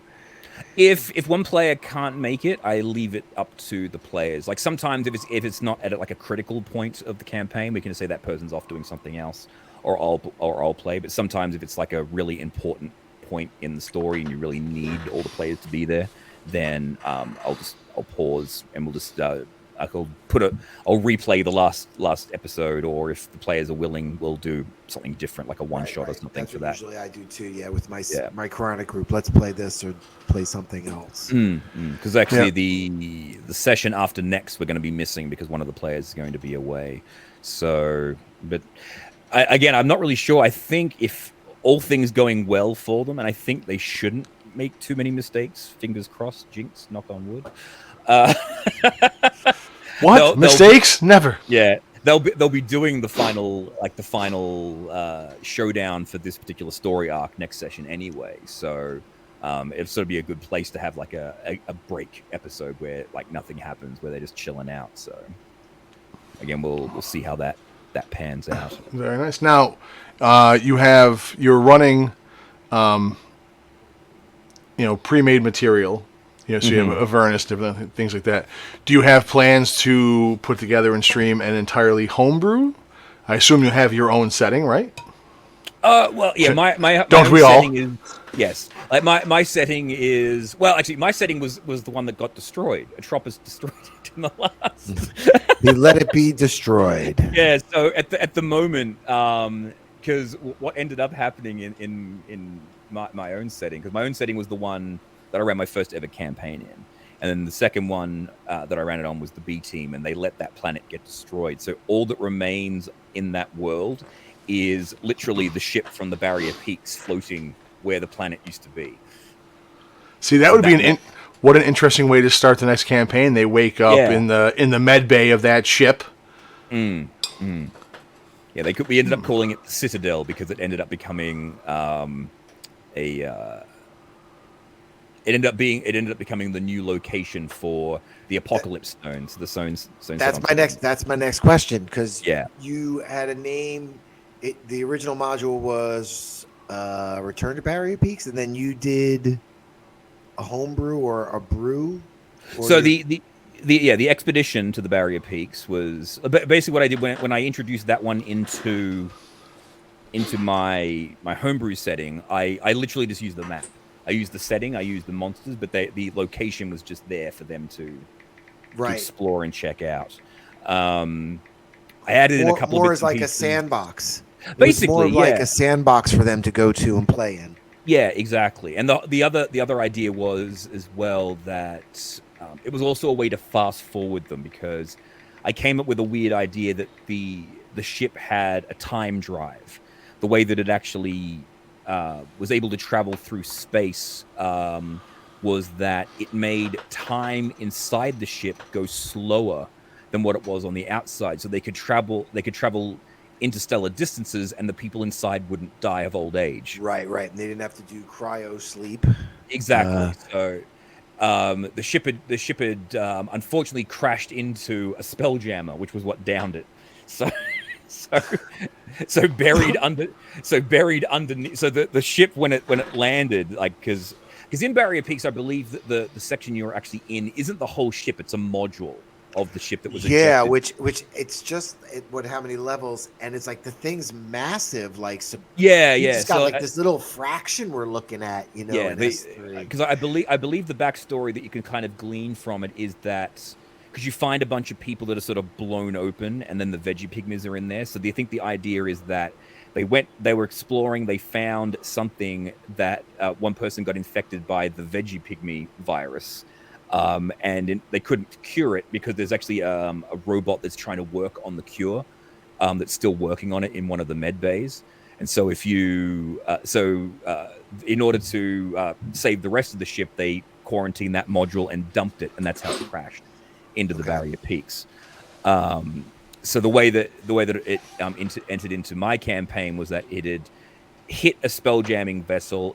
It landed upside down in the mountain, and then the mountain had sort of avalanched over the top of it, which is why it was there. But when they were able to repair the engines and actually get the ship moving again, they actually found the remnants of the Spelljammer stuck underneath it, and they were actually able to fix that up as well.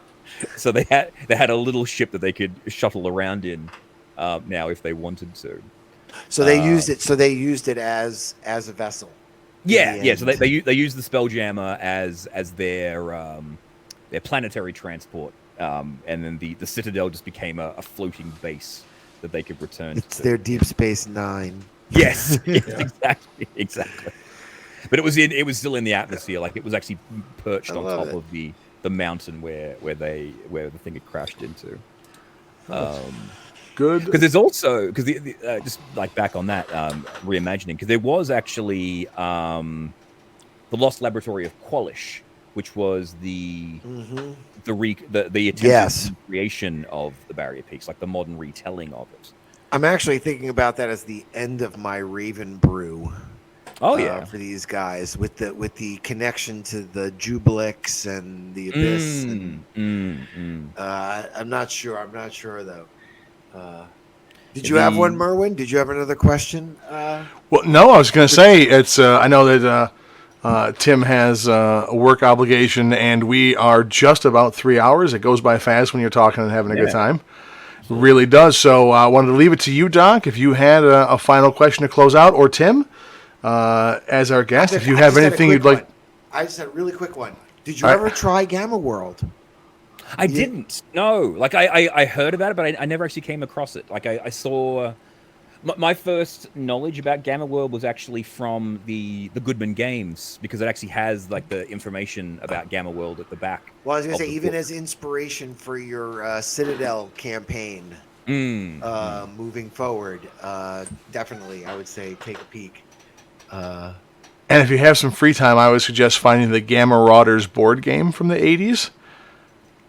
It is a giant kaiju fight where the people are referred to as popcorn, and every now and again you take a turn to eat some of your popcorn as you battle around the board. I remember that game was a blast when we were kids, and I'm like, oh, Gamma, because I remember obviously Gamma World. I'm like, oh, those are connected. How cool! Speaking of that, I was I got back a couple of boxes of stuff that had been lost to the closet of my of my mom's place, and I opened one of them up, and I had stuff in there that I don't remember owning.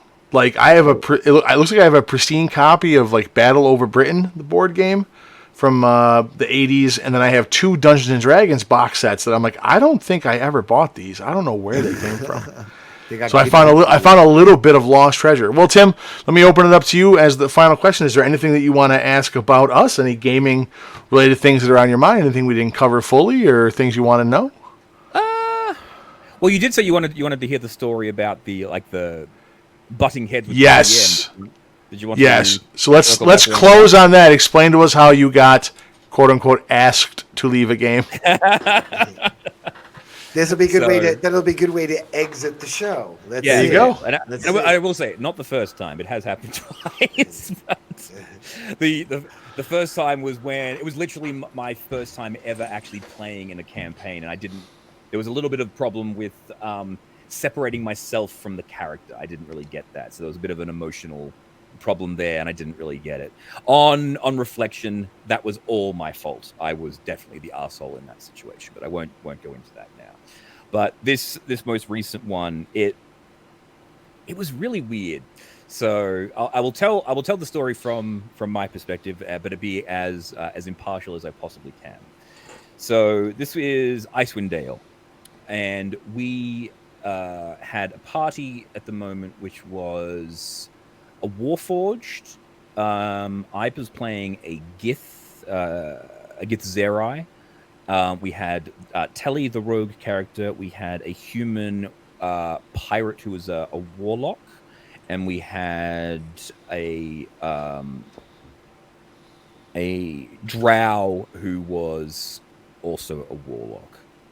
He might not have been the first one. Anyway, it doesn't really matter at this point. So what had happened was that the DM in this campaign, he had been having a lot of trouble hemorrhaging players. So the campaign, as it currently stood, there was only 2 people that were part of the original group. He'd gone through probably about 6 other players because they just couldn't make the times. And so he invited this new character who was the Warforged character. And he didn't really mesh with the group all that well. And apparently his backstory was that he had been experimented on by a mad scientist, and she had put his brain into a robot suit. And so his mission was to A, get revenge on this woman, and B, to reclaim his ancestral home, which was one of the castles in Icewind Dale. Moving along with the story, we eventually ended up in this mad scientist's lair.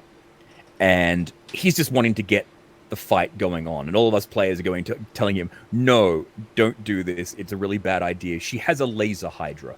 It's not going to end well for us if you attack her in her base. And so we did some talking and yada yada yada, and what ended up happening was we made a deal with her that she would escort us to the domain of the supposed big bad of the campaign, Oral. So we'd all done the negotiations and made the deal, and then the session ended there. And in the in-between, I actually sent a message to the DM, said, look, is he actually wanting to do things, but he doesn't want to do it because he thinks us would be angry at him for doing it? And he said, maybe. I said, well, maybe. And then the DM suggested that I should maybe talk to him about that. So I said, okay. The message I sent to him was, look, if you really want to do something in a game, you can do it. If you think we're going to get angry at you, we as players won't be angry at you. Maybe the characters will be, but not us as players. So if you want to do something, then we as players aren't going to be annoyed at this, but the characters might have something to say about it. And that was basically how I left it. Kicking off with the next session, we're having a long rest, and he decides to take a watch alone with this person that he's been wanting to kill. We're thinking he'll be a little bit nasty with her, but we've made a deal. Everything's going to be going all right. And so what happened was he decides to immediately all out attack her. We all wake up, the fight is on, and we're trying to stop the fight from happening. He's going ham trying to take her out, and I'm trying to basically be the middle ground. I attacked him to try and stop her from getting hurt, but I'm trying to tell her that it's okay, come back, we can sort this out. When the fight immediately goes bad for me, I take a horrible hit and I'm unconscious for the entire fight. So my interaction was basically to attack him once and miss to show that he wasn't on our side, and then to be unconscious for the rest of the fight. The rest of the fight goes... and this is all players. This is all players. This is all players. The DM is playing as he's arbitrating it. He's playing as the what's it called, the witch, the mad scientist. He's playing as her, and he's playing her as just we're ultimately bad guys. There's no negotiating with us. You tried to kill me. We're going down. So we're still trying to negotiate. It didn't go down. And then what happened was he ends up going down. This Warforged character, he ends up going down. The other players end up subduing the mad scientist, and that's how it ended. Now I'm on 2 failed death saves at this point, and the first and the Warforged is on 1 failed death save. The character playing the rogue runs up to me, sees that I'm nearly dead, and turns around to what caused that, which was the Warforged character, goes back and stabs him to death, killing that character outright. Okay? Now, apparently, the DM blamed me for all of this because I said that we wouldn't get angry at him. I said, yeah, we're not angry at him. The players, the characters are angry at him. But so like you instigated the fight by the saying DM that to basically him. the DM basically accused me of tricking this player into attacking the mad scientist so that we could kill that character, which was not the case at all. See, I would have given you credit if you had conspired to trick the player into killing them. I was going to say that's something Merwin would have loved. Yeah, He would have given you inspiration. It was just really, really bizarre that, because again, like the fight went on for a little bit longer before I went down. Like I actually chose like not to attack the witch or thing. I basically just sat out of the fight because I didn't want to get involved. This was a situation where I didn't want this fight, so I'm not going to engage in this fight. And the DM got really angry at me as well because he said, yeah, other people have gotten involved with fights that weren't their fights. And I said, yeah, but we hadn't agreed that this person was a good guy to begin with. Someone just fell into a hole. And so there was a monster that we knew was actually a bad guy. So, of course, everyone joined in on that fight. Have you been a DM before this? Oh, absolutely. Yeah, this Okay. was I'd been running. I'd run through at least 3 games so far at this stage. So, yeah. This was only like last year or so. So yeah, it was just really bizarre that was what he thought was that I was the one that was causing the trouble, when really all I'd done was just trying to give this player some advice that if you want to do what your character would do it, but don't expect us players to be angry at you. The characters might be angry, but the players you make a very good comment, and I think this is another thing. I think back in the day when we were playing in junior high school, you didn't separate character and player, and you were pissed. You know what I mean? So we're all grown-ups now, so it's kind of weird that the DM didn't back you up for that. That's kind of it was just really, really weird, and I couldn't. And like we argued back and forth about this for like the rest of the week after that, just through text and things like that. We eventually like cooled on it, but there was always like this sword of Damocles of this argument hanging over the rest. Just waiting for the rest of the campaign, and whenever something was brought up, right, they'd always circle back to that and start pointing the finger at me. It's like, I didn't do it. Well, I come from a home group where that was the norm, where the players were conspiring to get other players killed and do horrible things. Yeah, that's part of the course for us. We would, however, have the game so that it would happen. There would be an argument, occasionally a fist fight. And then that campaign would end, and in about a month we'd all forget about it, and we'd start a new one. Yeah, and it would happen again. Yeah, that's why I bought power. That's why I went and stole the power armor, so I was protected, man, on the next adventure, because somebody was gonna stab you in the back. Oh yeah. The first instance where I got kicked out was we might as well go into that. This is where I was. I would say I was most definitely the bad guy in this particular story. So this was the second game I had ever played in as a player. The first game that I played in as a player lasted 1 session, and that game just stopped. This one was a somewhat long-running campaign. It was streamed. You can't find them anymore. I don't really know what happened to the group, unfortunately. I think the whole thing sort of just folded. But what ended up happening was I created my now signature character for this campaign, Aurora Borealis, Bard Extraordinaire. And I poured everything of myself into this character. But he was very much like an Errol Flynn sort of type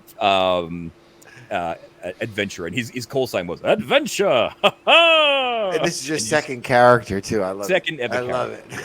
So this, and in the campaign, there were 2 other regular characters. It's like what happened is that the DM had 3 regular players, and he wanted a 4th because his partner had stopped playing or didn't want to play because apparently she didn't want to be shown on camera because it was going to be cameras on the stream.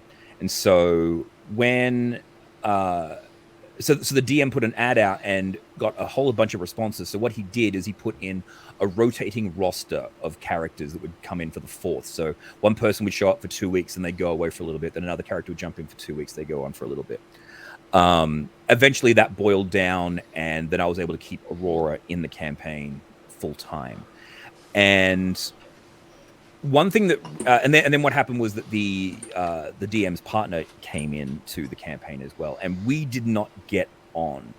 And one thing that I've realized now over time was that what she was doing was, because this world was the DM's homebrew world, she knew a lot about what was going on in the world, and so she was looking for things like sort of metagaming, and that really I was just gonna say she's meting, and that was kind of annoying me, but it wasn't.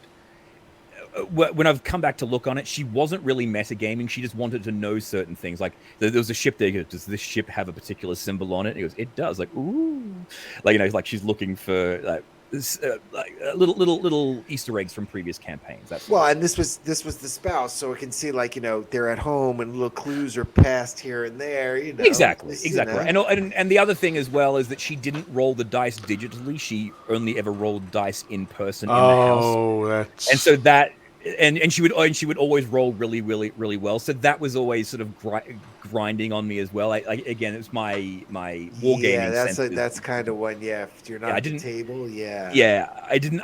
It was just grinding on my wargaming senses. But anyway, long story short, a whole bunch of little bits and pieces happened, but it all sort of culminated to where we set up a shop in a town, and then one of the players decided that he wanted to rob the sovereign of the city that we were in.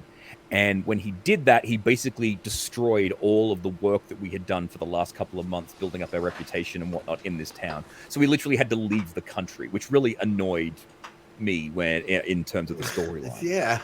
Because we put in all this effort, we'd built a tavern, we had a little brothel. My character was in love with one of the other players, and that was actually the other thing too, is that the character was the twin brother of one of the other players, and so whatever the brother did, she would do. And so when he decided to go rob the place, she had to go with, and so then I had to follow along because I didn't want anything to happen to my girlfriend.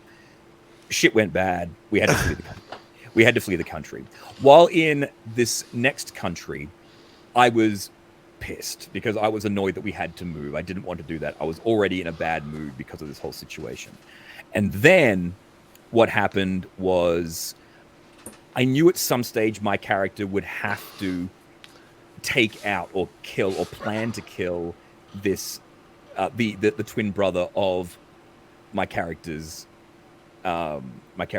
girlfriend, and that was like killing me because I knew if I did that, then that relationship would be gone, but also the whole campaign would be ruined. But again, the players were saying to me, we wouldn't care if you did that. But I was thinking to myself, no, you definitely would. Again, me not being able to separate the player from the character at this stage. DM sounds like he's some shenanigans going on there to me. But what ended up happening, this was like the straw that broke the camel's back, was that we went to a sorry, I'll just rewind it quickly.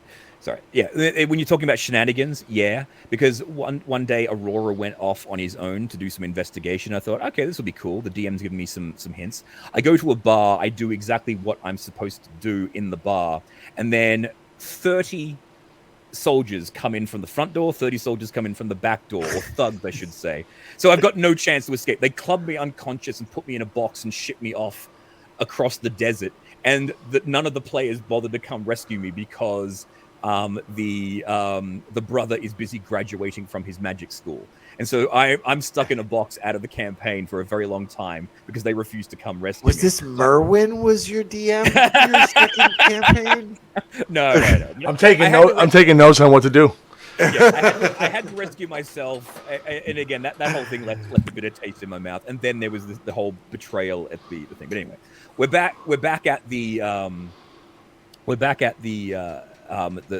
new city that we're in, and there's this big commotion. Everyone's really excited, and what's happening is the shop has arrived, and apparently this mysterious magic shop that has existed in the DM's campaign before has showed up. And this is a magic shop that jumps dimensions.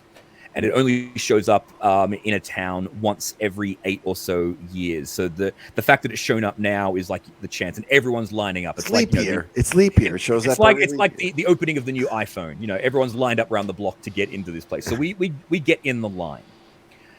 The DM's spouse decides while this is going on that she wants to do some other stuff. So we're waiting in line, and she spends 45 minutes role-playing, doing all this other stuff around the town, right? So we're just listening to that, which was fine. I wasn't really worried. We were waiting. And then she decides that she says, okay, I'm going to get back in line now. Oh, sorry, and I will tell her another thing. I actually jumped out of the line as well, to do some other stuff as well. So it wasn't just her. We'll clarify that. But when she tried to get back in the line, the DM said, you are not allowed to get back in the line once you've left. And she goes, oh, well, I didn't know that. Okay, then I didn't get out of the line. So she just retconned the entire last 45 minutes of what was going on. And the DM let her do it. He wouldn't let me back in the line, but he let her back in the line. And so then, okay, then I'll play along with this. So I thought to myself, how can I get in this store with the rest of the group? So I put polymorph on myself. I turned myself into an owl. And then when they got to the door, I flew down, jumped on the shoulder of one of my companions, and got in the store that way. I thought to myself, cool, I've been clever to get into the store. That's how I do it. When I try to polymorph back, the DM says it doesn't work. Nothing I do will change me back. I crash myself into the wall to try and put myself down to 0 hit points. I go to 0 hit points as an owl. I can't change back into a person. I start taking death saves. He wouldn't let me, and that was basically it for me. I was so annoyed by this whole situation that I just started getting really, really angry, and I went off at the DM about the whole thing, and I actually so. I mean, and I was taking it a little bit too personally, but just the whole situation was just, it just really sucked. The fact that there were it's rules for she, but not for me. Right. You know, there were the exceptions to the rules, and I actually pointed this out to him about it, and then he of course told her about it, and now she's pissed at me. Which again, I should have expected happening. So then the whole group sort of exploded at me, and then but anyway. So that was that story there. So those were my two. It sounds like their loss, because I mean, I don't hold any grudges towards them or anything like that. They may still hold them against me, but it was like I said, that first story was just weird. I just didn't really get it, and that. The last story that I told, that was, I think, was partly my inexperience with being able to separate myself from my character, and some other elements as well. You made the cardinal sin, is that you put the DM in a situation where the person he's sleeping with might get mad at him. And it's I got a real simple. I always tell my players, I got a real simple rule about this. Like if the choice is between nerds and sorry. If the choice is between nerds who are not going to fuck you and somebody who may fuck you, always choose the one who's going to potentially sleep with you. So I don't hold any grudges in those regards, and I know to stay right the fuck out of those situations. So, all right, 316 is our longest one yet. I've had a good time. Tim, I hope you had a good time. Have indeed. I just really want to ramble on. No. That's the whole point of this, man. I like doing this. That's why the time goes by fast. If it was painful, it'd be like, God, it's been 8 minutes. We got to fucking quit already. I want to close on a quick thing that I hate, and that week, the thing that I hate is me, because I am a forever DM, and I'm one of those players, like you said. I like to enhance the game, and I like to get everybody involved, and I make too many jokes. And I have a hard time turning that off. So I mentioned last week I got together with my friends in my hometown, and one of the kids ran his first ever game. Great production value, and everything was awesome. And we got to a moment where I saw immediately like the funny way to spin it. So if I was running the game, this is what I would make happen. And I know that I can't shut up. And before I could catch myself, I just blurted out how awesome it would be if the barbarian picked up this barrel to throw at the zombies, and it was actually the precious barrel of ale the dwarven character was trying to protect. how hilarious that would be. And I said it. I'm like, oh, wouldn't that be fucking funny? And then the DM goes, that's where I was going to go with that, but you cut me off. And I'm like, fuck, man, I feel so bad. Like, because I'm so used to doing that. Like, that's what you do when you run games. And I'm like, oh, now if he wasn't going to come up with it, we'll never know. If he was, I cock blocked him in a fashion. So this week's thing I hate is myself. So if John ever listens to this, man, I really liked the game and what you were doing, and I'm sorry that I'm a shitty player. That's why I get kicked out of games all the time. So this has been a blast. Doc, do we know what we're doing next week? Yeah, we have YouTuber No Fun Allowed coming on with us. Hear his story and hear about his YouTube channel. Wonderful. Ravenloft buddy of mine. Very You and the fucking Ravenloft people. Every time I turn around. Can we get a Dragonlance person in here? That's my favorite setting. Can we get that person so I can talk to them? I'm not. I guess I got to get into Dragonlance. Oh, excuse me. I will be getting into that eventually. I've got the book. And have you seen the animated movie? Oh God, don't. Yeah, no, please don't bring it up. Let me tell you something. I was more heartbroken when that shit came out than I was the first time a girl dumped me.